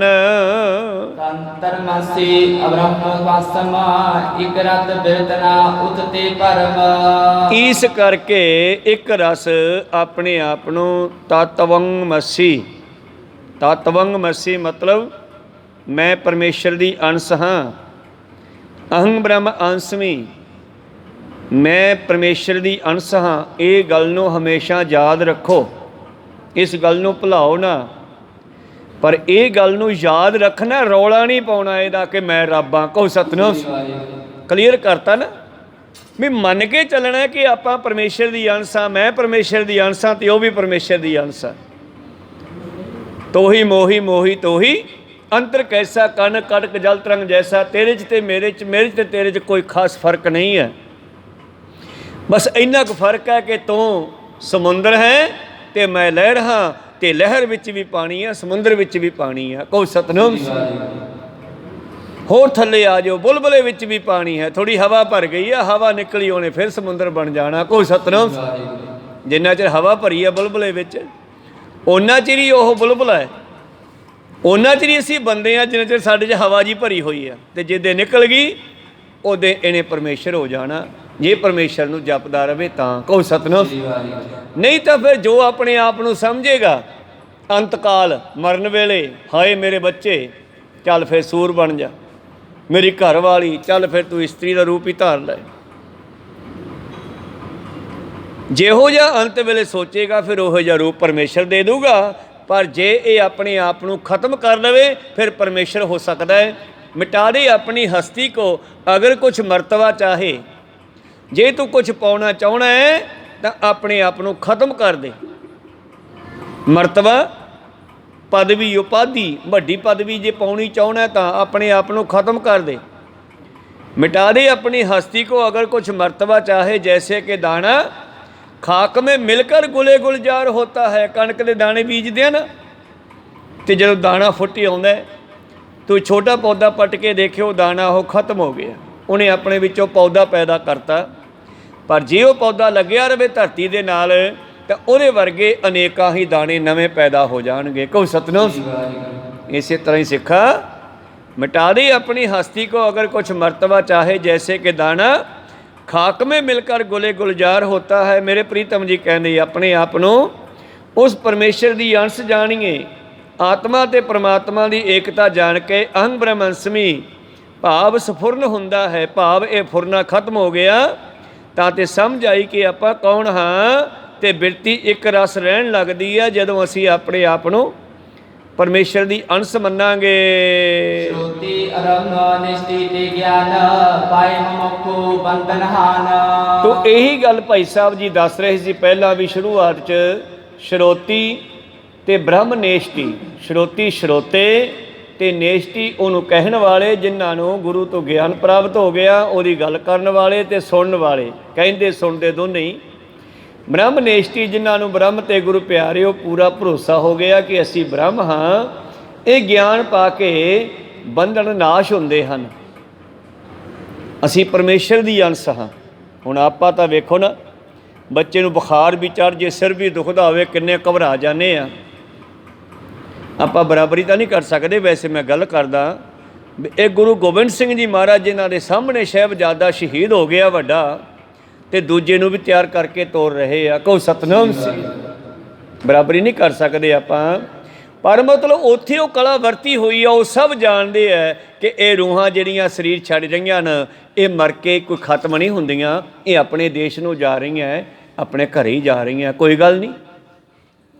ਪਰ ਅਸੀਂ ਅਗਿਆਨਤਾ ਕਰਕੇ ਦੁਖੀ ਹੋ ਜਾਂਦੇ ਹਾਂ। ਭਾਈ ਭਿਖਾਰੀ ਨੂੰ ਗਿਆਨ ਹੋ ਗਿਆ, ਉਸ ਨੂੰ ਸੋਝੀ ਆ ਗਈ, ਅਤੇ ਗੁਰਸਿੱਖ ਕਹਿਣ ਲੱਗਿਆ ਜੇ ਤੈਨੂੰ ਪਤਾ ਹੀ ਲੱਗ ਗਿਆ ਬਾਬਾ ਵੀ ਬੱਚੇ ਦੀ ਸ਼ਾਦੀ ਹੋਣ ਤੋਂ ਬਾਅਦ ਇਹਨੇ ਮਰ ਜਾਣਾ ਹੈ, ਅਤੇ ਫਿਰ ਤੂੰ ਜਾ ਕੇ ਗੁਰੂ ਅਰਜਨ ਦੇ ਮਨ ਬੇਨਤੀ ਕਰ ਲੈ, ਬੱਚੇ ਦੀ ਥੋੜ੍ਹੀ ਉਮਰ ਵੱਧ ਜਾਵੇ, ਅੱਗੇ ਪੁੱਤ ਪੋਤੀ ਹੋ ਜਾਣ ਦੋ ਚਾਰ, ਚੱਲ ਫਿਰ ਮਰ ਜੇ ਤਾਂ ਮਰ ਜੇ। ਕਹੋ ਸਤਨਾਮ ਸੀ। ਭਾਈ ਭਿਖਾਰੀ ਜੀ ਕਹਿਣ ਲੱਗੇ ਫਿਰ ਵੀ ਤਾਂ ਮਰਨਾ ਹੀ ਹੈ ਨਾ, ਫਿਰ ਕਿਹੜਾ ਬਚੂਗਾ। ਕਹਿਣ ਲੱਗੇ ਫਿਰ ਤੁਸੀਂ ਸ਼ਾਦੀ ਨਾ ਕਰੋ, ਉਸ ਲੜਕੀ ਨੂੰ ਦਾਗ ਕਿਉਂ ਲਾਉਣੇ ਜਿਹੜੀ ਨੇ ਕੱਲ੍ਹ ਨੂੰ, ਕਹਿੰਦੇ ਉਹਦਾ ਵਿਆਹ ਹੋਣ ਤੋਂ ਬਾਅਦ ਹੀ ਮਰਨਾ, ਇਹ ਸੰਜੋਗ ਹੈ। ਕਹੋ ਸਤਨਾਮ। ਵਿਆਹ ਹੋਣਾ ਹੈ ਪਹਿਲਾਂ, ਫਿਰ ਮੌਤ ਹੋਣੀ ਹੈ। ਜਿੰਨਾ ਚਿਰ ਵਿਆਹ ਨਹੀਂ ਹੁੰਦਾ ਉਹਨਾਂ ਚਿਰ ਮੌਤ ਨਹੀਂ ਹੁੰਦੀ। ਤਾਂ ਇਸ ਕਰਕੇ ਵਿਆਹ ਵੀ ਹੋਣਾ ਹੈ, ਇਹ ਸੰਜੋਗ ਹੈ। ਵਿਛੋੜਾ ਵੀ ਪੈਣਾ ਹੈ, ਵਿਜੋਗ ਹੈ। ਦੋਨੇ ਤਾਂ ਦੁਨੀਆ ਨੂੰ ਚਲਾ ਰਹੇ ਹੈ। ਸੰਜੋਗ ਵਿਜੋਗ ਦੋ ਕਾਰ ਚਲਾਵੇ, ਲੇਖੇ ਆਵੇ ਭਾਗ। ਇਸ ਕਰਕੇ ਜਿਨ੍ਹਾਂ ਨੂੰ ਇਹ ਗਿਆਨ ਹੋ ਗਿਆ, ਬ੍ਰਹਮ ਨੇਸ਼ਟੀ ਪੂਰਨ ਬ੍ਰਹਮ ਗਿਆਨ ਹੋ ਗਿਆ, ਪਾਤਸ਼ਾਹ ਜੀ ਕਹਿੰਦੇ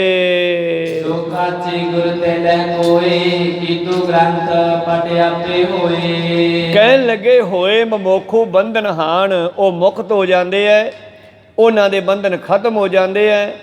ਕੱਚੇ ਗੁਰੂ ਤੋਂ ਜਿਹੜਾ ਮੁਕਤੀ ਭਾਲਦਾ ਹੈ, ਕੱਚੇ ਗੁਰੂ ਜਿਹਨਾਂ ਨੂੰ ਖੁਦ ਨੂੰ ਗਿਆਨ ਨਹੀਂ ਹੈ, ਉਹਨਾਂ ਦੇ ਕੋਲੋਂ ਜਿਹੜਾ ਮੁਕਤੀ ਭਾਲਦਾ ਹੈ, ਉਹ ਗੁਰੂ ਪਿਆਰਿਓ ਭਟਕ ਜਾਂਦਾ ਹੈ, ਉਹ ਕਦੇ ਵੀ ਪਰਮੇਸ਼ਰ ਦੇ ਘਰ ਪਹੁੰਚ ਨਹੀਂ ਸਕਦਾ।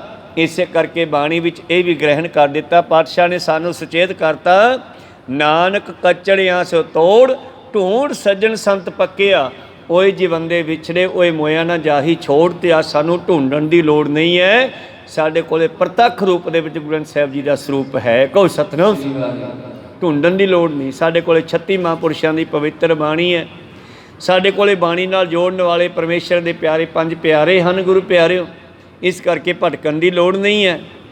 ਕੁਝ ਸਮਾਂ ਹੁੰਦਾ ਸੀ ਉਦੋਂ ਨਹੀਂ ਸੀ ਲੱਭਦੇ, ਮਸਾਂ ਲੱਭਣੇ ਪੈਂਦੇ ਸੀਗੇ, ਕਿਉਂਕਿ ਸਮੇਂ ਸਮੇਂ 'ਤੇ ਐਸੇ ਰੱਬ ਦੇ ਪਿਆਰੇ ਤਾਂ ਹੁੰਦੇ ਹੈ ਜਿਨ੍ਹਾਂ ਦੇ ਕਰਕੇ ਦੁਨੀਆ ਖੜੀ ਹੈ। ਹੈਨ ਬਿਰਲੇ ਨਾਹੀਂ ਘਣੇ ਫੈਲ ਫਕੜ ਸੰਸਾਰ, ਪਰ ਉਹਨਾਂ ਦੀ ਪਛਾਣ ਨਹੀਂ ਹਰੇਕ ਨੂੰ ਹੁੰਦੀ। ਆ ਦੇਖੋ ਨਾ, ਹਜ਼ਾਰਾਂ ਲੱਖਾਂ ਦੁਨੀਆ ਉਹਨਾਂ ਸਾਰਿਆਂ ਦੇ ਮਗਰ ਲੱਗੀ ਸੀ ਜਿਹੜੇ ਅੱਜ ਜੇਲ੍ਹਾਂ 'ਚ ਬੈਠੇ ਆ, ਅਤੇ ਜਦ ਉਹ ਨਹੀਂ ਮੁਕਤ ਹੋਏ ਬਲਕਿ ਉਹਨਾਂ ਨੂੰ ਜੇਲ੍ਹ ਦਾ ਬੰਧਨ ਵੀ ਪੈ ਗਿਆ। ਸੰਸਾਰੀ ਬੰਧਨ ਤਾਂ ਛੱਡੋ, ਇੱਕ ਨਵਾਂ ਬੰਧਨ ਜੇਲ੍ਹ ਦਾ ਪੈ ਗਿਆ। ਜਦੋਂ ਉਹ ਨਹੀਂ ਮੁਕਤ ਹੋ ਸਕੇ ਤੇ ਉਹਨਾਂ ਦੇ ਚੇਲਿਆਂ ਦਾ ਕੀ ਬਣੂਗਾ? ਕਹੋ ਸਤਿਨਾਮ। ਲੱਖਾਂ ਦੀ ਗਿਣਤੀ ਲੋਕ ਉਹਨੇ ਮਗਰ ਲੱਗੇ ਸੀ ਮੁਕਤੀ ਵਾਸਤੇ, ਜਿਨ੍ਹਾਂ ਨੇ ਲੋਕਾਂ ਨੂੰ ਇਹ ਖੁੱਲ੍ਹੀ ਛੂਟ ਦੇ ਦਿੱਤੀ ਸੀ, ਜੋ ਮਰਜ਼ੀ ਕਰੋ, ਜੋ ਮਰਜ਼ੀ ਖਾਓ ਪੀਓ, ਕੇਸ ਰੱਖੋ ਚਾਹੇ ਨਾ ਰੱਖੋ, ਬਸ ਮੇਰੇ ਡੇਰੇ 'ਚ ਆ ਜਾ ਕਰੋ, ਤੁਹਾਡੀ ਮੁਕਤੀ ਮੈਂ ਕਰਵਾਊਂਗਾ। ਇੰਨੀ ਦੁਨੀਆ ਦੇ ਭਾਰ ਚੱਕਣ ਵਾਲੇ ਹੁਣ ਖੁਦ ਕਿੰਨਾ ਭਾਰ ਚੱਕੀ ਫਿਰਦੇ ਆ। ਕਹੋ ਸਤਿਨਾਮ। ਇਸ ਕਰਕੇ ਕਬੀਰ ਸਾਹਿਬ ਜੀ ਦਾ ਵੀ ਕੈਸਾ ਬਚਨ ਹੈ ਬਾਣੀ ਦੇ ਵਿੱਚ। ਉਸ ਵੇਲੇ ਦੇ ਜਿਹੜੇ ਉਸ ਮੌਕੇ ਦੇ ਬ੍ਰਾਹਮਣ ਲੋਕ ਸਨ ਜਿਨ੍ਹਾਂ ਨੇ ਸੰਸਾਰ ਵਿੱਚ ਈਰਖਾ ਪੈਦਾ ਕਰ ਦਿੱਤੀ ਸੀ, ਮਨੁੱਖ ਨੂੰ 4 ਹਿੱਸਿਆਂ ਵਿੱਚ ਵੰਡ ਦਿੱਤਾ ਸੀ, ਖੱਤਰੀ ਬ੍ਰਾਹਮਣ ਸ਼ੂਦ ਵੈਸ ਕਰਕੇ, ਉਹਨਾਂ ਨੂੰ ਵੀ ਕਬੀਰ ਸਾਹਿਬ ਜੀ ਨੇ ਆਪਣੇ ਸ਼ਲੋਕਾਂ ਦੇ ਵਿੱਚ ਝਿੜਕਿਆ। ਕਬੀਰ ਮਾਏ ਮੁੰਡੋ ਤੇ ਗੁਰੂ ਕੀ, ਜਾਤੇ ਭਰਮ ਨ ਜਾਏ, ਆਪ ਡੁੱਬੇ ਚਹੁ ਵੇਦ ਮੈਂ ਚੇਲੇ ਦੀਏ ਬਹਾਏ। ਉਹ ਆਪ ਵੀ ਡੁੱਬ ਗਏ ਤੇ ਆਪਣੇ ਪਿੱਛੇ ਲੱਗਿਆਂ ਨੂੰ ਵੀ ਡੁਬੋ ਦਿੱਤਾ ਹੈ। ਤਾਂ ਤੇ ਜੋ ਕਾਚੇ ਗੁਰ ਤੇ ਨਾ ਹੈ ਲਹਿ ਕੋਏ, ਜੇ ਕੋਈ ਕੱਚੇ ਗੁਰੂਆਂ ਤੋਂ ਮੁਕਤੀ ਭਾਲਦਾ ਹੈ, ਕਿਦੋਂ ਗ੍ਰੰਥ ਪਠ ਆਪ ਹੋਏ, ਜਾਂ ਕਹਿ ਦੇਵੇ ਕਿ ਮੈਨੂੰ ਗ੍ਰੰਥਾਂ 'ਚੋਂ ਗਿਆਨ ਹੋ ਗਿਆ, ਮੇਰੀ ਮੁਕਤੀ ਹੋ ਜੂ। ਭਾਵ ਗੁਰੂ ਵਾਲੇ ਬਣਨਾ ਬੜਾ ਜ਼ਰੂਰੀ ਆ। ਗ੍ਰੰਥ ਤਾਂ ਬੁੱਲੇ ਸ਼ਾਹ ਨੇ ਪੜ੍ਹ ਲਏ ਸੀਗੇ, ਗ੍ਰੰਥ ਬਾਬੇ ਫਰੀਦ ਨੇ ਪੜ੍ਹੇ ਹੋਣਗੇ, ਪਰ ਇਹਨਾਂ ਦੋਨਾਂ ਨੂੰ ਗੁਰੂ ਕੋਲੇ ਜਾਣਾ ਪਿਆ। ਭਗਤ ਬਾਬਾ ਭਗਤ ਕਬੀਰ ਸਾਹਿਬ ਜੀ, ਇਹਨਾਂ ਨੂੰ ਵੀ ਰਾਮਾਨੰਦ ਕੋਲੋਂ ਜਾ ਕੇ ਮੰਤਰ ਲੈਣਾ ਪਿਆ। ਭਾਵ ਗੁਰੂ ਦੀ ਮੋਹਰ ਲਾਉਣੀ ਬੜੀ ਜ਼ਰੂਰੀ ਆ, ਗੁਰੂ ਵਾਲੇ ਬਣਨਾ ਬੜਾ ਜ਼ਰੂਰੀ ਆ। ਮੇਰੇ ਪ੍ਰੀਤਮ ਜੀ ਕਹਿੰਦੇ, ਚਾਹੇ ਕੋਈ ਕਹੇ ਮੈਂ ਗ੍ਰੰਥ ਪੜ੍ਹ ਕੇ ਗਿਆਨ ਪ੍ਰਾਪਤ ਕਰ ਲਿਆ, ਹੁਣ ਮੈਂ ਆਪੇ ਮੁਕਤ ਹੋ ਜਾਊਂਗਾ, ਜਾਂ ਕੋਈ ਕੱਚੇ ਗੁਰੂਆਂ ਤੋਂ ਪਖੰਡੀਆਂ ਦੇ ਮਗਰ ਲਾ ਕੇ ਕਹੇ ਕਿ ਅਸੀਂ ਮੁਕਤੀ ਹੋ ਜਾਵਾਂਗੇ। ਯਾਰ ਗੁਰਦੁਆਰੇ ਕਿਹੜਾ ਜਾਵੇ, ਤੜਕੇ ਸਦੇਹਾਂ ਉੱਠਣਾ ਔਖਾ ਹੈ, ਯਾਰ ਕੌਣ ਨਹਾਵੇ ਰੋਜ਼ ਤੜਕੇ ਸਦੇਹਾਂ ਉੱਠ ਕੇ ਠੰਡ ਦੇ ਵਿੱਚ, ਆਪਾਂ ਤਾਂ ਇੱਧਰਲੇ ਡੇਰੇ ਜਾ ਵੜਦੇ ਆ, ਇੱਧਰ ਸੌਖਾ ਕੰਮ ਹੈ। ਕਹੋ ਸਤਿਨਾਮ। ਪਰ ਫਿਰ ਮੁਕਤੀ ਨਹੀਂ ਹੋਣੀ। ਇਹ ਹਿਸਾਬ ਲਾ ਲਿਓ, ਸਤਿਗੁਰੂ ਨਾਨਕ ਦੇਵ ਜੀ ਨੇ ਸਾਨੂੰ ਗਾਡੀ ਰਾਹ ਕੀ ਹੁੰਦਾ ਹੈ? ਜਿੱਥੇ ਪੱਕੇ ਲੀਹੇ ਪਏ ਹੋਣ ਗੱਡੀਆਂ ਦੇ ਟੱਪਣ ਵਾਸਤੇ, ਉਹਨੇ ਇੱਕ ਬਲਦ ਨਾ, ਜੇ ਤਾਂ ਉਹ ਗਾਡੀ ਰਾਹ 'ਤੇ ਚਲਾ ਲਈਏ ਫਿਰ ਤਾਂ ਉਹ ਸੌਖੇ ਟੱਪ ਜਾਣਗੇ ਉੱਥੋਂ ਦੀ, ਕਿਉਂਕਿ ਲੀਹਾ ਪੱਕਿਆ ਹੁੰਦਾ, ਗੱਡਾ ਖੋਦਾ ਨਹੀਂ ਗਾ।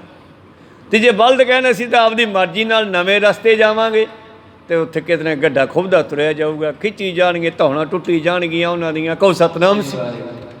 ਇਹ ਗੁਰੂ ਨਾਨਕ ਦਾ ਗਾਡੀ ਰਾਹ। ਕਿਉਂ ਫਿਰ ਆਪਾਂ ਭਟਕਣ ਦੀ ਲੋੜ ਹੈ? ਗੁਰੂ ਵਾਲੇ ਬਣੀਏ ਤੇ ਸੌਖੀ ਰਸਤੀ ਜਿਹੜੀ ਹੈ ਚੱਲ ਕੇ ਜੀਵਨ ਸਫਲਾ ਕਰੀਏ ਜੀ।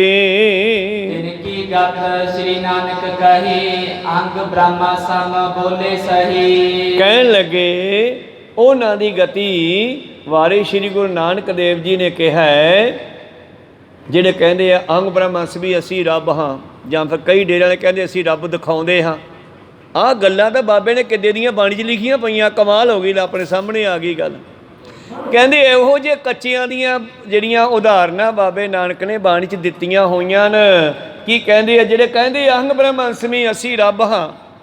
ਹੁਣ ਇਹ ਗੱਲ ਕਹਿਣੀ ਤਾਂ ਸੀਗੀ, ਪਰ ਇਹ ਗੱਲ ਆਪਦੇ ਵਾਸਤੇ ਮੰਨਣੀ ਸੀਗੀ। ਲੋਕਾਂ ਨੂੰ ਇਹ ਨਹੀਂ ਕਹਿਣਾ ਸੀ ਮੈਂ ਰੱਬ ਹਾਂ।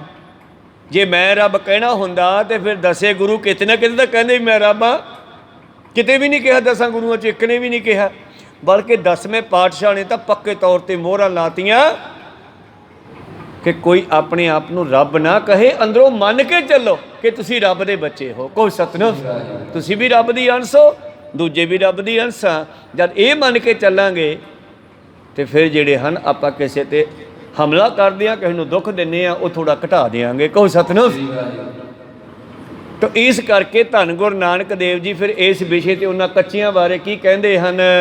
ਗਿਆਨ ਬਨ ਕੀ ਬਨੇ ਨ ਰੀਸ, ਹੋਏ ਕੂੜਨ ਕੀ ਕੂੜੀ ਥੀਸ। ਤਾਂ ਝੂਠਿਆਂ ਦੀਆਂ ਝੂਠੀਆਂ ਹੀ ਗੱਲਾਂ, ਉਹ ਗਿਆਨਵਾਨਾਂ ਦੀ ਰੀਸ ਕਰਦੇ ਐ, ਪੱਲੇ ਕੁਛ ਹੁੰਦਾ ਨਹੀਂਗਾ। ਪਰ ਕਹਿੰਦੇ ਆ ਅਹੰਗ ਬ੍ਰਹਮ ਅੰਸਮੀ, ਮੈਂ ਰੱਬ ਹਾਂ, ਮੇਰੇ ਕੋਲ ਆਓ, ਮੈਂ ਤੁਹਾਨੂੰ ਮੁਕਤ ਕਰਾਂਗਾ, ਮੈਂ ਤੁਹਾਨੂੰ ਰੱਬ ਦਿਖਾਵਾਂਗਾ। ਇੱਕ ਡੇਰੇ ਦੇ ਵਿੱਚ ਕਹਿੰਦੇ ਆਏ ਅੱਖਾਂ ਨੱਪ ਕੇ ਰੱਬ ਦਿਖਾਉਂਦੇ ਆ। ਉਹ ਅੱਖਾਂ ਨੱਪਣ ਦੇ ਨਾਲ ਝੋਲੇ ਜੇ ਪੈਣ ਲੱਗ ਜਾਂਦੇ ਆ। ਉਹ ਅਗਲਾ ਡਰਦਾ ਹੀ ਕਹਿ ਦਿੰਦਾ ਬਾਬਾ ਦਿਸ ਗਿਆ ਮੈਨੂੰ, ਮੇਰੀਆਂ ਅੱਖਾਂ ਨਾ ਭੰਨਦੀ, ਹੁਣ ਤੂੰ ਛੱਡ, ਮੈਂ ਨਹੀਂ ਵੇਖਦਾ। ਕਹੋ ਸਤਿਨਾਮ। ਕੰਨ ਜੇ ਬੰਦ ਕਰਕੇ ਨੱਕ ਜਾਂ ਨੱਪ ਕੇ ਇੱਥੋਂ ਨੱਪ ਦੇਣੀਆਂ ਅੱਖਾਂ ਦੱਬ ਕੇ, ਤੇ ਅੰਦਰ ਇੱਕ ਝੋਲੇ ਜੇ ਬਣਨੇ ਸ਼ੁਰੂ ਹੋ ਜਾਂਦੇ ਆ। ਹਨੇਰਾ ਕਰ ਲੈਂਦੇ ਆ। ਫਿਰ ਪੁੱਛਦੇ ਦਿਸ ਗਿਆ ਰੱਬ? ਉਹ ਕਹਿੰਦੇ ਜੀ ਦਿਸ ਗਿਆ, ਬਸ ਛੱਡ ਦਿਓ, ਖੜਾ ਛੱਡੋ। ਕਿਉਂਕਿ ਇੱਦਾਂ ਰੱਬ ਨਹੀਂ ਦਿਸਦਾ। ਉਹ ਰੱਬ ਗਿਆਨ ਹੈ। ਮੈਂ ਸਾਰੀ ਬਾਣੀ ਦੇ ਵਿੱਚ ਆਪਾਂ ਕਿੱਦਾਂ ਨੇ ਕਥਾ ਕਰੀ ਜਾਂਦੇ ਹਾਂ, ਰੱਬ ਗਿਆਨ ਹੈ। ਸ਼ਬਦ ਗੁਰੂ ਕਿਉਂ ਗੁਰੂ ਕਿਹਾ? ਕਿਉਂਕਿ ਸ਼ਬਦ ਗੁਰੂ ਗਿਆਨ ਦਿੰਦਾ, ਅਤੇ ਗਿਆਨ ਦੇ ਨਾਲ ਹੀ ਜ਼ਿੰਦਗੀ ਸੌਖੀ ਹੈ। ਨਾ ਵਿੱਚ ਸੁੱਖ ਗ੍ਰਹਿਸਤ ਦੇ, ਨਾ ਸੁੱਖ ਛੱਡ ਗਿਆ, ਸੁੱਖ ਹੈ ਵਿੱਚ ਵਿਚਾਰ ਦੇ ਸਤਿਗੁਰ ਸ਼ਰਨ ਪਿਆ। ਤਾਂ ਰੱਬ ਕੀ ਹੈ? ਗਿਆਨ ਹੈ, ਪ੍ਰਕਾਸ਼ ਹੈ। ਧਰੂਪ ਭਗਤ ਪੁੱਛਦੇ ਆ ਬਾਬਾ ਨਾਨਕ ਗਾਹਾਂ ਕਿੱਥੇ ਗਿਆ ਤੂੰ? ਕਹਿੰਦੇ ਮੈਂ ਗਾਹਾਂ ਰੱਬ ਕੋਲੇ ਜਾ ਕੇ ਆਇਆ। ਅੱਛਾ, ਫਿਰ ਦਰਸ਼ਨ ਕੀਤੇ? ਕਹਿੰਦੇ ਹਾਂ। ਕਿਹੋ ਜਿਹਾ ਸੀਗਾ? ਕਹਿੰਦੇ ਮੇਰੀਆਂ ਤਾਂ ਅੱਖਾਂ ਹੀ ਚੁੰਧਿਆ ਆ ਗਈਆਂ। ਉੱਥੇ ਇੰਨਾ ਪ੍ਰਕਾਸ਼ ਸੀਗਾ, ਹਜ਼ਾਰਾਂ ਕਰੋੜਾਂ ਸੂਰਜਾਂ ਜਿੰਨਾ। ਭਾਵ ਹੁਣ ਉੱਥੇ ਪ੍ਰਕਾਸ਼ ਦੇ ਵਿੱਚ, ਗਿਆਨ ਦੇ ਵਿੱਚ ਸਰੂਪ ਕੋਈ ਹੈ ਨਹੀਂਗਾ। ਚੱਕਰ ਚਿੰਨ੍ਹ ਵਰਨ ਜਾ ਤੇ ਰਪਾਤ ਲੈਣ। ਜੇ ਮੈਂ ਕਿੰਨਾ ਕੁ ਦੱਸਾਂ ਤੁਹਾਨੂੰ, ਕਿੱਦਾਂ ਦੇ ਆਪਾਂ ਇਹੀ ਗੱਲ ਹੀ ਕਰੀ ਜਾਂਦੇ ਹਾਂ। ਪਰਮੇਸ਼ਰ ਦਾ ਕੋਈ ਰੰਗ ਰੂਪ ਹੈ ਹੀ ਨਹੀਂਗਾ, ਦਿਖਾਈਏ ਕੀ ਤੁਹਾਨੂੰ? ਧਰੂ ਜੀ ਪੁੱਛਦੇ ਆ ਜੀ ਤੁਸੀਂ ਉੱਥੇ ਕੀ ਦੇਖ ਕੇ ਆਏ? ਕਹਿੰਦੇ ਉੱਥੇ ਬਹੁਤ ਪ੍ਰਕਾਸ਼ ਸੀਗਾ, ਮੇਰੀਆਂ ਤਾਂ ਅੱਖਾਂ ਚੁੰਧਿਆ ਗਈਆਂ। ਭਾਵ ਗਿਆਨ ਦੇ ਮੂਹਰੇ ਅਗਿਆਨਤਾ ਕੁਛ ਨਹੀਂ ਕਰ ਸਕਦੀ। ਅਸੀਂ ਛੋਟੇ ਹਾਂ, ਉਸ ਮਹਾਨ ਪ੍ਰਕਾਸ਼ ਦੇ ਮੂਹਰੇ ਅਸੀਂ ਕੁਛ ਵੀ ਨਹੀਂ। ਕਹੋ ਸਤਿਨਾਮ। ਬਾਬਾ ਨਾਨਕ ਜੀ ਇਹੀ ਉਸ ਨੂੰ ਬੇਅੰਤ ਬੇਅੰਤ ਕਹਿੰਦੇ ਆ ਥਾਂ ਥਾਂ 'ਤੇ। ਅਤੇ ਧਰੂ ਜੀ ਨੂੰ ਵੀ ਪਤਾ ਸੀ ਵੀ ਰੱਬ ਕੀ ਆ, ਅਤੇ ਇਸ ਕਰਕੇ ਧਰੂ ਜੀ ਉੱਠ ਕੇ ਬਾਬੇ ਨਾਨਕ ਦੇ ਪੈਰੀਂ ਪੈ ਗਏ। ਕਹਿੰਦੇ ਯਾਰ ਤੂੰ ਹੀ ਰੱਬ ਹਾਂ। ਨਾਨਕ ਜੀ ਕਹਿੰਦੇ ਤੂੰ ਵੀ ਘੱਟ ਨਹੀਂ ਗਾ, ਤੂੰ ਵੀ ਰੱਬ ਹੀ ਆ। ਕਹੋ ਸਤਿਨਾਮ। ਹੁਣ ਦੇਖੋ ਕਿੰਨੀਆਂ ਡੂੰਘੀਆਂ ਗੱਲਾਂ ਸਿੱਧੇ ਜਿਹੇ ਬਚਨਾਂ ਵਿੱਚ ਹੀ ਕਹਿਤੀਆਂ।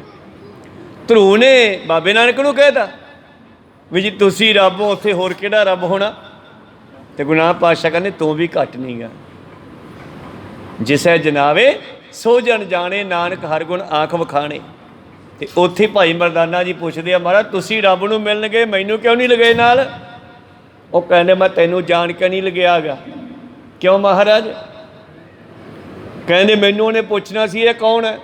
ਅਤੇ ਮੈਂ ਕਹਿੰਦੇ ਮੇਰਾ ਮਰਦਾਨਾ ਜੀ ਨਾਲ ਰਬਾਬ ਪੜ੍ਹਦਾ ਗਾਉਂਦਾ ਹੁੰਦਾ, ਰਬਾਬ ਵਜਾਉਂਦਾ, ਨਾਲ ਗਾਉਂਦਾ ਮੇਰੇ। ਅੱਛਾ, ਗਾ ਕੇ ਵਿਖਾ ਬਈ। ਅਤੇ ਤੂੰ ਚੱਕ ਕੇ ਰਬਾਬ ਵਜਾ ਕੇ ਗਾ ਦੇਣਾ ਸੀਗਾ, ਅਤੇ ਮੁੜ ਕੇ ਤੈਨੂੰ ਉੱਥੇ ਹੀ ਰੱਖ ਲੈਂਦਾ, ਫਿਰ ਮੈਂ ਕੀ ਕਰਦਾ? ਕਹੋ ਸਤਿਨਾਮ। ਕਹਿੰਦੇ ਫਿਰ ਤਾਂ ਵਧੀਆ ਕੀਤਾ ਜੀ, ਚੱਲ ਚੰਗਾ ਹੋਇਆ, ਮੈਨੂੰ ਨਾਲ ਨਹੀਂ ਲਗੇ, ਮੈਂ ਤਾਂ ਫਿਰ ਤੁਹਾਡੇ ਨਾਲ ਹੀ ਰਹਿਣਾ ਹੁਣ। ਕਹੋ ਸਤਿਨਾਮ। ਇਹ ਵਧੀਆ ਕੀਤਾ। ਬਾਬਾ ਜੀ ਕੀ ਕਹਿੰਦੇ ਹਨ ਉਹਨਾਂ ਕੱਚੇ ਗੁਰੂਆਂ ਬਾਰੇ? ਪੜ੍ਹੋ ਆਸਾ ਦੀ ਵਾਰ 'ਚੋਂ, ਰੋਜ਼ ਸੁਣਦੇ ਹੋਵੋਗੇ। ਸ੍ਰੀ ਮੁਖ ਬਾਕ ਨਾਨਕ ਗੁਰੂ ਨਾ ਚੇਤਨੀ, ਮਨ ਆਪਣੇ ਸੁਚੇਤ। ਗੁਰੂ ਨੂੰ ਸਿਮਰਦੇ ਨਹੀਂ, ਗੁਰੂ ਨੂੰ ਯਾਦ ਨਹੀਂ ਕਰਦੇ, ਮਨ ਦੇ ਮਗਰ ਲੱਗੇ ਪਏ ਆ। ਮਨ ਕਹਿੰਦਾ ਇੱਧਰ ਨੂੰ ਚੱਲੀਏ, ਉੱਧਰ ਨੂੰ ਚੱਲ ਪੈਂਦੇ ਆ। ਮਨ ਕਹਿੰਦਾ ਇੱਧਰ ਨੂੰ ਚੱਲੀਏ, ਉੱਧਰ ਨੂੰ ਚੱਲ ਪੈਂਦੇ ਆ। ਮਨ ਵਿਸ਼ੇ ਵਿਕਾਰਾਂ ਕੰਨੀ ਲੈ ਜਾਂਦਾ, ਉੱਧਰ ਨੂੰ ਚੱਲ ਪੈਂਦੇ ਆ।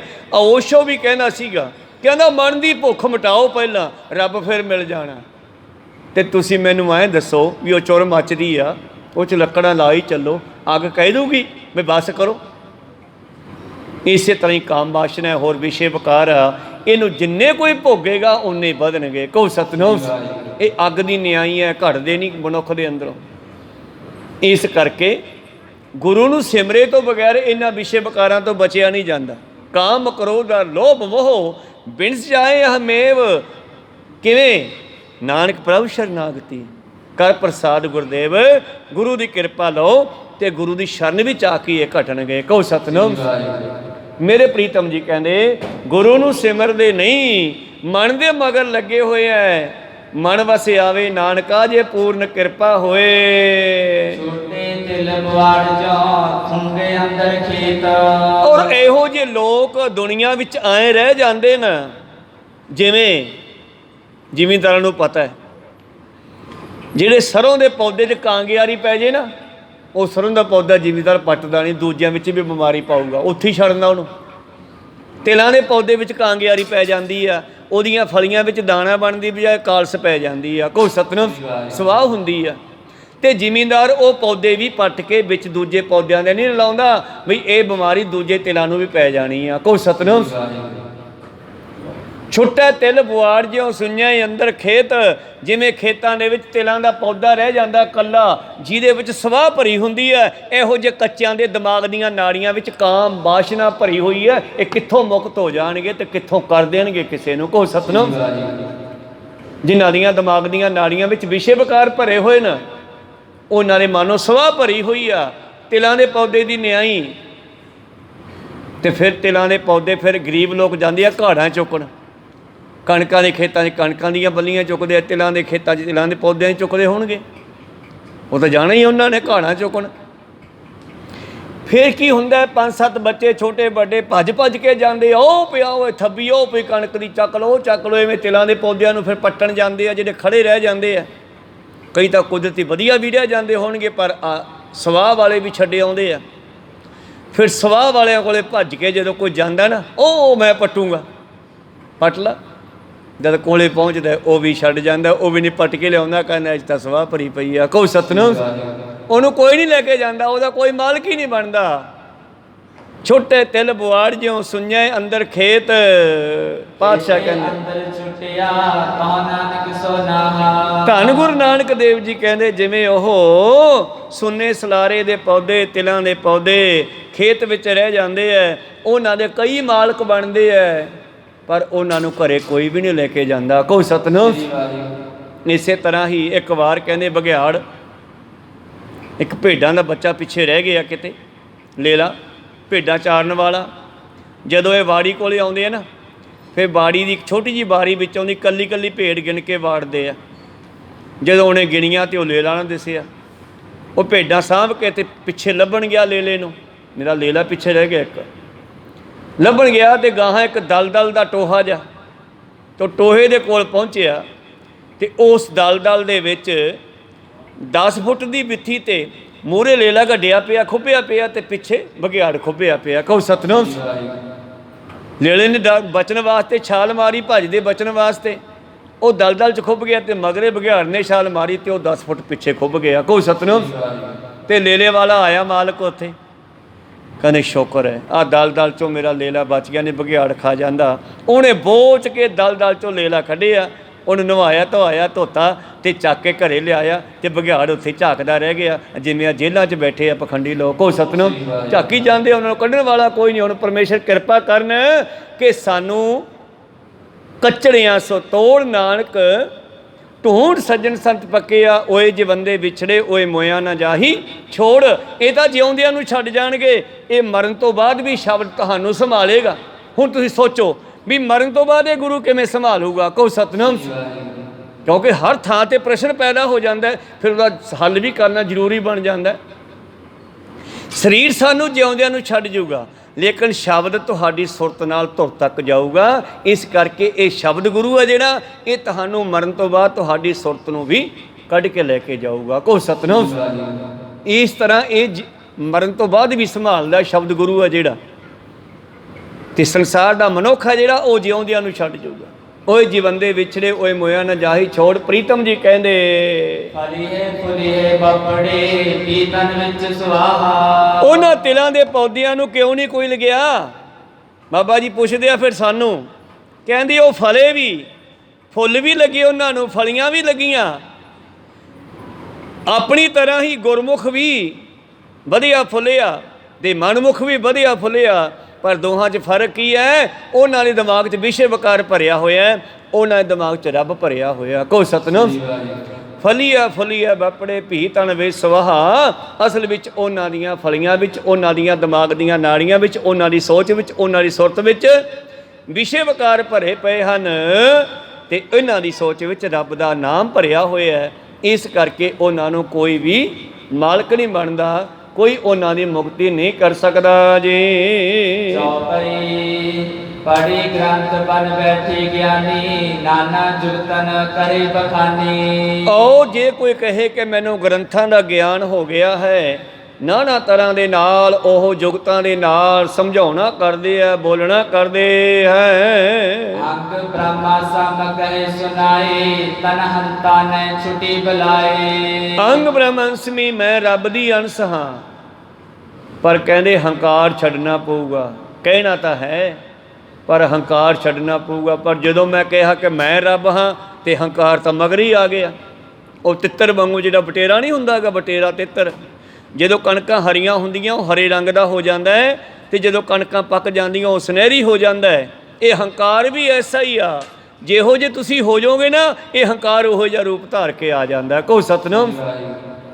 ਅਹੰਗ ਬ੍ਰਹਮੰਸਮੀ ਤਾਂ ਕਹਿੰਦੇ ਨਾ, ਪਰ ਹੰਕਾਰ ਨਹੀਂ ਛੱਡਿਆ ਹਜੇ ਸਰੀਰ ਦਾ ਵੀ। ਤਿਲਨ ਸਾਰ ਨਾ ਪਈਤ ਕੈਸੇ ਭਸਮ ਬੁਆੜ ਤਿਲਨ ਮੈਂ ਜੈਸੇ। ਉਹਨਾਂ ਦੇ ਅੰਦਰ ਕਿਵੇਂ ਸਾਰ ਤੱਤ ਹੋ ਸਕਦਾ ਹੈ? ਜਿਵੇਂ ਤਿਲਾਂ ਦਾ ਸਾਰ ਹੈ ਤਿਲ, ਤਿਲਾਂ ਦੇ ਪੌਦੇ ਵੀ ਸਾਰ ਹੈ ਤਿਲ, ਤੇ ਬੰਦੇ ਸਾਰ ਹੈ ਤੱਤ ਦਾ ਗਿਆਨ। ਜੇ ਬੰਦੇ ਵਿੱਚ ਤੱਤ ਦਾ ਗਿਆਨ ਹੀ ਨਹੀਂ ਹੈਗਾ ਤੇ ਫਿਰ ਉਸੇ ਤਰ੍ਹਾਂ ਹੀ ਹੈ ਜਿਵੇਂ ਤਿਲਾਂ ਦੇ ਪੌਦੇ ਦੀਆਂ ਫਲੀਆਂ ਵਿੱਚ ਸਵਾਹ ਭਰੀ ਹੋਈ ਹੈ। ਤੂ ਗਿਆਨ ਪ੍ਰਿਤ ਕਾਚੀ ਰਹੀ ਚਿਰਤਾ ਪਲੇਨਾ ਮਨ ਨੇ ਰਹੀ। ਤਾਂ ਉਹਨਾਂ ਦੀ ਗਿਆਨ ਦੀ ਬਿਰਤੀ ਕੱਚੀ ਰਹਿ ਗਈ। ਜਿਸ ਤਰ੍ਹਾਂ ਘੜੇ ਤਾਂ ਬਹੁਤ ਪਾਏ ਘੁਮਿਆਰ ਨੇ, ਪਰ ਉਹਨਾਂ ਵਿੱਚ ਕੁਝ ਘੜੇ ਪਿੱਲੇ ਰਹਿ ਗਏ। ਜਿਹੜੇ ਪਿੱਲੇ ਰਹਿ ਗਏ ਹੁਣ ਉਹ ਨਾ ਤਾਂ ਦੁਬਾਰੇ ਘੜਾ ਬਣ ਸਕਦੇ ਆ ਤੇ ਨਾ ਉਹ ਪੱਕਿਆਂ 'ਚ ਵਿਕਦੇ ਹੈ। ਉਹ ਨਾ ਉੱਧਰ ਦੇ ਨਾ ਉੱਧਰ ਦੇ, ਦੋਨੇ ਪਾਸਿਓਂ ਹੀ ਰਹਿ ਗਏ। ਇਸੇ ਤਰ੍ਹਾਂ ਹੀ ਕੁਝ ਮਨੁੱਖ ਐਸੇ ਵੀ ਹਨ ਜਿਹੜੇ ਨੀਮ ਹਕੀਮ ਖਤਰਾਏ ਜਾਣ, ਜਿਹੜੇ ਕੱਚੇ ਵੈਦ ਗੁਰੂ ਪਿਆਰੋ ਦੇਸੀ ਦਵਾਈਆਂ ਬਣਾਉਂਦੇ ਆ, ਜ਼ਹਿਰ ਮਾਰਦੇ ਆ। ਜਿਹੜਾ ਹੁਣ ਉਹ ਜ਼ਹਿਰ ਮਾਰਨੇ, ਧਤੂਰਾ ਮਾਰਨਾ, ਹੋਰ ਅਨੇਕਾਂ ਤਰ੍ਹਾਂ ਦੇ ਇਹਨਾਂ ਦਵਾਈਆਂ ਨੂੰ, ਜੜੀਆਂ ਬੂਟੀਆਂ ਜਿਨ੍ਹਾਂ 'ਚ ਬੜੇ ਜ਼ਹਿਰ ਹੁੰਦੇ ਆ, ਇਹਨਾਂ ਦਾ ਜ਼ਹਿਰ ਦਾ ਅੰਸ਼ ਖਤਮ ਕਰਕੇ ਉਹਨਾਂ ਨੂੰ ਦੇਸੀ ਦਵਾਈ ਤਿਆਰ ਕਰਨਾ। ਪਰ ਕੱਚਿਆਂ ਤੋਂ ਪੂਰੇ ਮਾਰੇ ਨਹੀਂ ਜਾਂਦੇ, ਤੇ ਉਹਨਾਂ ਦੀਆਂ ਦਵਾਈਆਂ ਨਾਲ ਪਤਾ ਨਹੀਂ ਕਿੰਨੇ ਲੋਕ ਖਰਾਬ ਹੋ ਜਾਣ। ਕਹੋ ਸਤਿਨਾਮ। ਸਰੀਰ 'ਤੇ ਜਲਨ ਪੈਦਾ ਹੋ ਜੇ, ਖੁਰਕ ਪੈਦਾ ਹੋ ਜੇ, ਬਿਮਾਰੀਆਂ ਨਵੀਆਂ ਹੋਰ ਪੈਦਾ ਹੋ ਜਾਣ। ਨੀਮ ਹਕੀਮ ਖਤਰਾ ਜਾਣ। ਇਹੋ ਜਿਹੇ ਕੱਚੇ ਗੁਰੂ ਜੀਵ ਦੀ ਜਿਹੜਾ ਹੈ ਸ਼ੋਸ਼ਣ ਕਰਦੇ ਆ ਤੇ ਉਸ ਦਾ ਜੀਵਨ ਬਰਬਾਦ ਕਰਦੇ ਆ। ਤਾਂ ਤੇ ਸਾਨੂੰ ਜਿਸ ਤਰ੍ਹਾਂ ਅਸੀਂ ਕੋਈ ਵਸਤੂ ਸੰਸਾਰ ਦੀ ਵੇਖ ਭਾਲ ਕੇ ਖਰੀਦਦੇ ਹਾਂ, ਇਹ ਘੜਾ ਵੀ ਖਰੀਦਣ ਲੱਗੀਆਂ ਬੀਬੀਆਂ ਠੋਲਾ ਮਾਰ ਕੇ ਦੇਖਦੀਆਂ। ਪਹਿਲਾਂ ਤਾਂ ਆਂਢ ਗੁਆਂਢ 'ਚੋਂ ਕੁੜੇ ਧੰਨੋ, ਕੁੜੇ ਮੀਤੋ, ਆ ਚੱਲੀਏ ਆਪਾਂ ਤੌੜੇ ਲੈ ਕੇ ਆਈਏ ਘੁਮਿਆਰਾਂ ਤੋਂ। ਅੱਜ ਕੱਲ੍ਹ ਤਾਂ ਸਿੱਧਾ ਪਾਣੀ ਘਰੇ ਆਉਣ ਲੱਗ ਗਿਆ। ਚਲੋ ਪਹਿਲਾਂ ਘੜੇ ਹੁੰਦੇ ਸੀ, 5-7 ਬੀਬੀਆਂ ਇਕੱਠੀਆਂ ਹੋ ਕੇ ਜਾਂਦੀਆਂ ਘੜੇ ਲੈਣ। ਚੱਲ ਕੁੜੇ ਲੈ ਵੇਖ ਘੜਾ ਲਈਏ ਆਪਾਂ ਕੋਈ ਵਧੀਆ ਜਾ। ਪਹਿਲਾਂ ਤਾਂ ਆਪ ਘੁਮਿਆਰ ਨੂੰ ਕਹਿੰਦੀਆਂ ਭਾਈ ਵਧੀਆ ਘੜਾ ਲੱਭ ਕੇ ਦੇ ਸਾਨੂੰ, ਤਾਂ ਘੁਮਿਆਰ ਵੀ ਪੂਰੇ ਜ਼ੋਰ ਦੇ ਨਾਲ ਵਧੀਆ ਘੜਾ ਦੇਖ ਕੇ ਉਹਨੂੰ ਦੇ ਦਿੰਦਾ। ਫਿਰ ਆਪ ਠੋਲਾ ਮਾਰਦੀਆਂ, ਲੈ ਕੁੜੇ ਤੂੰ ਦੇਖੀ ਠੀਕ ਹੈ। ਆ ਠੀਕ ਹੈ ਭੈਣੇ, ਘੁਮਿਆਰ ਨੇ ਪਰਖਤਾ ਬਸ ਠੀਕ ਹੀ ਹੋਣਾ। ਤੂੰ ਇਸ ਕਰਕੇ ਘੜਾ ਲੈਣ ਵਾਲੇ ਅਸੀਂ ਕਿੰਨਾ ਕੁਛ ਕਰਦੇ ਹਾਂ, ਤੇ ਗੁਰੂ ਬਣਾਉਣ ਵੇਲੇ ਅਸੀਂ ਕੁਛ ਵੀ ਨਹੀਂ ਸੋਚਦੇ, ਜਿਹਨੂੰ ਸਾਰਾ ਜੀਵਨ ਅਰਪਣ ਕਰਨਾ ਪੈਂਦਾ। ਕਹੋ ਸਤਿਨਾਮ। ਜਿਹਨੇ ਸਾਡੇ ਜੀਵਨ ਦਾ ਠੇਕਾ ਲਿਆ ਜਿਸ ਗੁਰੂ ਨੇ, ਉਸ ਗੁਰੂ ਨੂੰ ਅਸੀਂ ਜੀਵਨ ਅਰਪਣ ਕਰਨਾ ਹੈ ਆਪਣਾ। ਫਿਰ ਅੱਜ ਕੱਲ੍ਹ ਤਾਂ ਸਾਨੂੰ ਲੱਭਣ ਦੀ ਲੋੜ ਨਹੀਂ। ਗੁਰੂ ਨੇ ਬੜੀ ਕਿਰਪਾ ਕੀਤੀ, ਸਾਨੂੰ ਪਵਿੱਤਰ ਬਾਣੀ ਦੇ ਰਾਹੀਂ ਮਾਰਗ ਦਰਸ਼ਨ ਕੀਤਾ। ਗੁਰੂ ਕਿਰਪਾ ਕਰਨ। ਇਸ ਕਰਕੇ ਤਿਨ ਮੈਂ ਸਾਰ ਨਾ ਪਈਤ ਕੈਸੇ ਭਸਮ ਬੁਆੜ ਤਿਲਨ ਮੈਂ ਜੈਸੇ। ਉਹਨਾਂ ਦੇ ਵਿੱਚ ਕੋਈ ਸਾਰ ਤੱਤ ਨਹੀਂ ਹੈ, ਜਿਵੇਂ ਤਿਲਾਂ ਦੇ ਪੌਦੇ ਵਿੱਚ ਸਵਾਹ ਰਹਿ ਗਈ ਜੀ। ਤੂ ਗਿਆਨ ਪ੍ਰਿਤ ਕਾਚੀ ਰਹੀ ਚਿਰਤਾ ਪਲੇਨਾ ਮਨ ਨੇ ਰਹੀ। ਜਾਂ ਫਿਰ ਉਹਨਾਂ ਦੀ ਸੁਰਤ ਨੇ ਗਿਆਨ ਨੂੰ ਫੜਿਆ ਨਹੀਂ। ਜਿਵੇਂ ਇੱਕ ਜੋਗੀ ਆ ਕੇ ਪੁੱਛਦਾ ਬਾਬੇ ਨਾਨਕ ਜੀ ਨੂੰ, ਹਾਂ ਬਾਲੇ, ਨਾਨਕ ਜੀ ਨੂੰ ਬਾਲਾ ਕਹਿੰਦੇ ਆ ਕਿਉਂਕਿ ਇਹਨਾਂ ਦੀ ਉਮਰ ਛੋਟੀ ਸੀ, ਉਹਨਾਂ ਦੀ ਉਮਰਾਂ ਵੱਡੀਆਂ ਸੀਗੀਆਂ। ਬਾਲਕਾ ਮਤਲਬ ਕਹਿੰਦਾ ਬਾਲਕੇ ਐਂ ਦੱਸ ਵੀ ਮਰਦਾ ਕੌਣ ਹੈ। ਬਾਬੇ ਨਾਨਕ ਨੂੰ ਆ ਕੇ ਪੁੱਛਦਾ ਇੱਕ ਜੋਗੀ, ਕਹਿੰਦਾ ਐਂ ਦੱਸ ਮਰਦਾ ਕੌਣ ਆ। ਬਾਬਾ ਜੀ ਕਹਿੰਦੇ ਤੇਰੀ ਮਾਂ ਕੁਚੱਜੀ ਆਹੀ, ਬਾਸਨ ਧੋਏ ਨਾ ਦੁੱਧ ਜਮਾਹੀ। ਕਹਿੰਦਾ ਐਂ ਕਿਉਂ ਬੋਲਦਾ, ਮਾਈ ਮੁੰਡਾ ਕੈਸੇ ਬੋਲਤਾ ਹੈ। ਜੋਗੀ ਕਹਿੰਦਾ ਮਾਈ ਮੁੰਡਾ ਕੈਸੇ ਬੋਲਤਾ ਹੈ। ਬਾਬਾ ਜੀ ਕਹਿੰਦੇ ਤੇਰਾ ਗੁਰੂ ਹੈ ਨਾ ਗੋਰਖਨਾਥ, ਤੈਨੂੰ ਦੱਸਿਆ ਨਹੀਂ ਮਰਦਾ ਕੌਣ ਹੈ। ਤੈਨੂੰ ਜਦੋਂ ਇਹ ਗਿਆਨ ਹੀ ਦਿੱਤਾ ਗਾ ਮਰਦਾ ਕੌਣ ਹੈ, ਸਾਨੂੰ ਪਹਿਲਾਂ ਗਿਆਨ ਦਿੱਤਾ ਜਾਂਦਾ ਕਿ ਮਰਦਾ ਕੌਣ ਹੈ। ਕਹੋ ਸਤਿਨਾਮ। ਤੈਨੂੰ ਬਿਨਾਂ ਗਿਆਨ ਦਿੱਤਿਆਂ ਹੀ ਮੁੰਦਰਾਂ ਪਾਦੀਆਂ ਕੰਨ ਪਾੜ ਕੇ, ਸਿਰ ਮੁੰਨਤਾ, ਘੋਣ ਮੁੰਨ ਕਰਤਾ, ਬਸ ਜੋਗੀ ਬਣ ਗਿਆ। ਜੋਗੀ ਐਂ ਬਣਿਆ ਜਾਂਦਾ ਕਿਤੇ। ਤੇਰੀ ਮਾਂ ਕੁਚੱਜੀ ਆਹੀ, ਬਾਸਣ ਧੋਏ ਨਾ ਦੁੱਧ ਜਮਾਹੀ। ਜਿਵੇਂ ਕੁਚੱਜੀ ਬੁੜੀ ਲੜਕਣੇ ਨੂੰ ਮਾਂਜਦੀ ਕੂਜਦੀ, ਧੁੱਪ ਨਹੀਂ ਲਵਾਉਂਦੀ, ਦੂਜੇ ਦਿਨ ਵੀ ਉਹਦੇ ਵਿੱਚ ਦੁੱਧ ਪਾ ਦਿੰਦੀ ਆ, ਤੀਜੇ ਦਿਨ ਵੀ ਉਸੇ 'ਚ ਹੀ ਪਾਉਂਦੀ ਆ, ਮੁੜ ਕੇ ਲੱਸੀ ਵੀ ਕੰਮ ਦੀ ਨਹੀਂ ਰਹਿੰਦੀ ਪੀਣ ਦੇ। ਉਹ ਹਾਲਤ ਤਾਂ ਸੋਡੀ ਕਰਤੀ ਇਹਨਾਂ ਜੋਗੀਆਂ ਨੇ। ਇਸ ਕਰਕੇ ਕੋਈ ਨਹੀਂ ਮਰਦਾ ਗਾ। ਉਹ ਕਹਿੰਦਾ ਇਹ ਕੀ ਗੱਲ ਬਣੀ, ਮਰਦਾ ਕੋਈ ਨਹੀਂ। ਕਹਿੰਦੇ ਹਾਂ ਦੱਸ, ਆਤਮਾ ਮਰਦੀ ਹੈ? ਕਹਿੰਦੇ ਨਹੀਂ ਮਰਦੇ। ਮਿੱਟੀ ਮਰਦੀ ਹੈ? ਕਹਿੰਦੀ ਨਹੀਂ ਮਰਦੀ। ਅੱਗ ਮਰਦੀ ਹੈ? ਨਹੀਂ। ਪਾਣੀ ਮਰਦਾ? ਕਹਿੰਦੇ ਨਹੀਂ। ਆਕਾਸ਼ ਮਰ ਗਿਆ? ਕਹਿੰਦੇ ਨਹੀਂ। ਬਸ ਇਹ ਪੰਜੇ ਤੱਤ ਇਕੱਠੇ ਹੋਏ ਸੀਗੇ, ਚੇਤਨਾ ਵਿੱਚ ਬੈਠੀ ਸੀ ਆਤਮਾ, ਆਤਮਾ ਨਿਕਲ ਗਈ, ਪੰਜੇ ਤੱਤ ਅੱਡੋ ਅੱਡ ਹੋ ਕੇ ਆਪਣੇ ਤੱਤਾਂ ਵਿੱਚ ਵਿਲੀਨ ਹੋ ਗਏ। ਤੇ ਮਰਿਆ ਕੌਣ ਹੈ ਦੱਸਗਾ? ਕਹਿੰਦਾ ਜੀ ਕੋਈ ਵੀ ਨਹੀਂ ਮਰਿਆ। ਕਹਿੰਦੇ ਜਾ ਫਿਰ ਜਾ ਕੇ ਗੁਰਖ ਨੂੰ ਪੁੱਛੋ ਕੌਣ ਮਰਦਾ। ਕਹੋ ਸਤਿਨਾਮ। ਇਸ ਕਰਕੇ ਗੁਰੂ ਪਾਤਸ਼ਾਹ ਜੀ ਨੇ ਬੜੇ ਢੰਗ ਦੇ ਨਾਲ ਸਮਝਾਉਣਾ ਕੀਤਾ। ਇਹ ਗਿਆਨ ਕਰਕੇ ਜਿਹੜੀ ਕੱਚੀ ਬਿਰਤੀ ਰਹਿ ਜਾਂਦੀ ਹੈ, ਉਹ ਪਿੱਲੀ ਬਿਰਤੀ, ਫਿਰ ਮੁੜ ਕੇ ਨਾ ਤਾਂ ਉਹ ਬੰਦਾ ਬਣਦੀ ਹੈ ਤੇ ਨਾ ਉਹ ਮੁਕਤ ਹੁੰਦੀ ਹੈ, ਟੇਢੀਆਂ ਜੂਨਾਂ ਵਿੱਚ ਪੈ ਜਾਂਦੀ ਹੈ।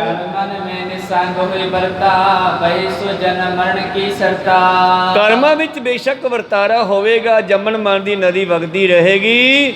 ਖਾਲਸਾ ਜੀ ਸੁਣੋ ਖਾਲਸਾ ਸਤਿਗੁਰ ਮਤ ਕੋ, ਜਿਸ ਤੇ ਜੀਵ ਪਾਏ ਸਦਗਤ ਕੋ। ਆਓ ਹੁਣ ਅਗਲੀ ਵਿਚਾਰ ਆਪਾਂ ਕੱਲ ਨੂੰ ਸਰਵਣ ਕਰਾਂਗੇ। ਖਾਲਸਾ ਜੀ ਸੁਣੋ, ਹੁਣ ਤੁਹਾਨੂੰ ਗੁਰਮਤਿ ਦੀ ਵਿਚਾਰ ਸੁਣਾਵਾਂ ਕਿ ਗੁਰਮਤਿ ਕੀ ਕਹਿੰਦੀ ਹੈ।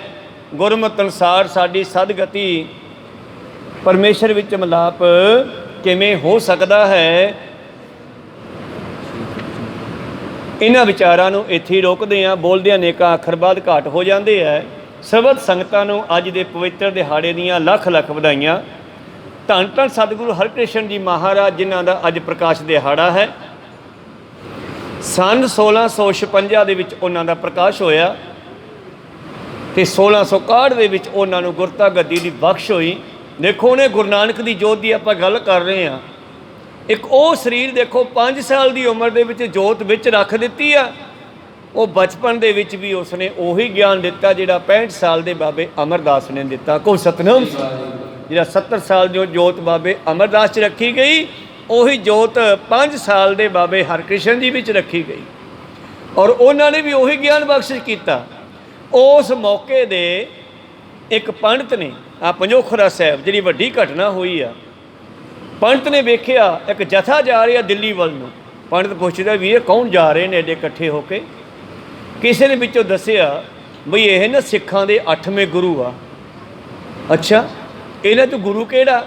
ਕਈ ਘੋੜਿਆਂ 'ਤੇ ਚੜ੍ਹੇ ਆ। ਗੁਰੂ ਹਰਕ੍ਰਿਸ਼ਨ ਜੀ ਹਾਥੀ 'ਤੇ ਬੈਠੇ ਆ, ਉਹਨਾਂ 'ਚ ਹੱਥ ਵਿੱਚ ਐਡੀ ਕੁ ਛਟੀ ਹੁੰਦੀ ਆ, ਪੂਰੇ ਫੁੱਲ ਲੱਗਿਆ ਹੁੰਦਾ। ਉਹ ਵੇਖਣ ਦੱਸਣ ਵਾਲਾ ਕਹਿੰਦਾ ਜਿਹੜੇ ਹਾਥੀ 'ਤੇ ਬੈਠੇ ਆ ਉਹ ਐਡਾ ਕੁ ਬੱਚਾ। ਕਹਿੰਦੇ ਹਾਂ।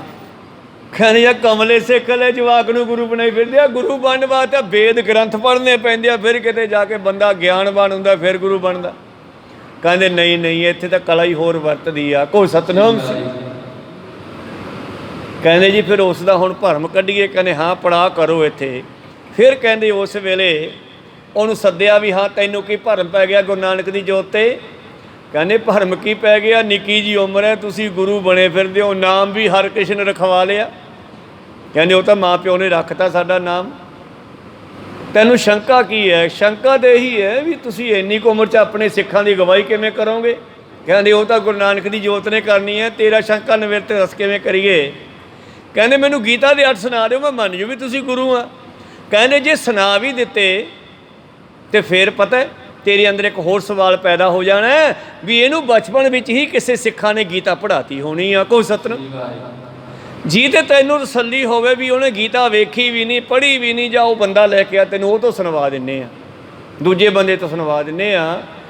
ਫਿਰ ਉਹ ਗਿਆ ਨਗਰ ਦੇ ਵਿੱਚ। ਇੱਕ ਛੱਜੂ ਮਹਿਰਾ ਲੋਕਾਂ ਨੇ ਪਾਣੀ ਪਾਉਂਦਾ ਵਹਿੰਗੀ ਦੇ ਨਾਲ, ਉਹਨੂੰ ਟੱਕਰਿਆ।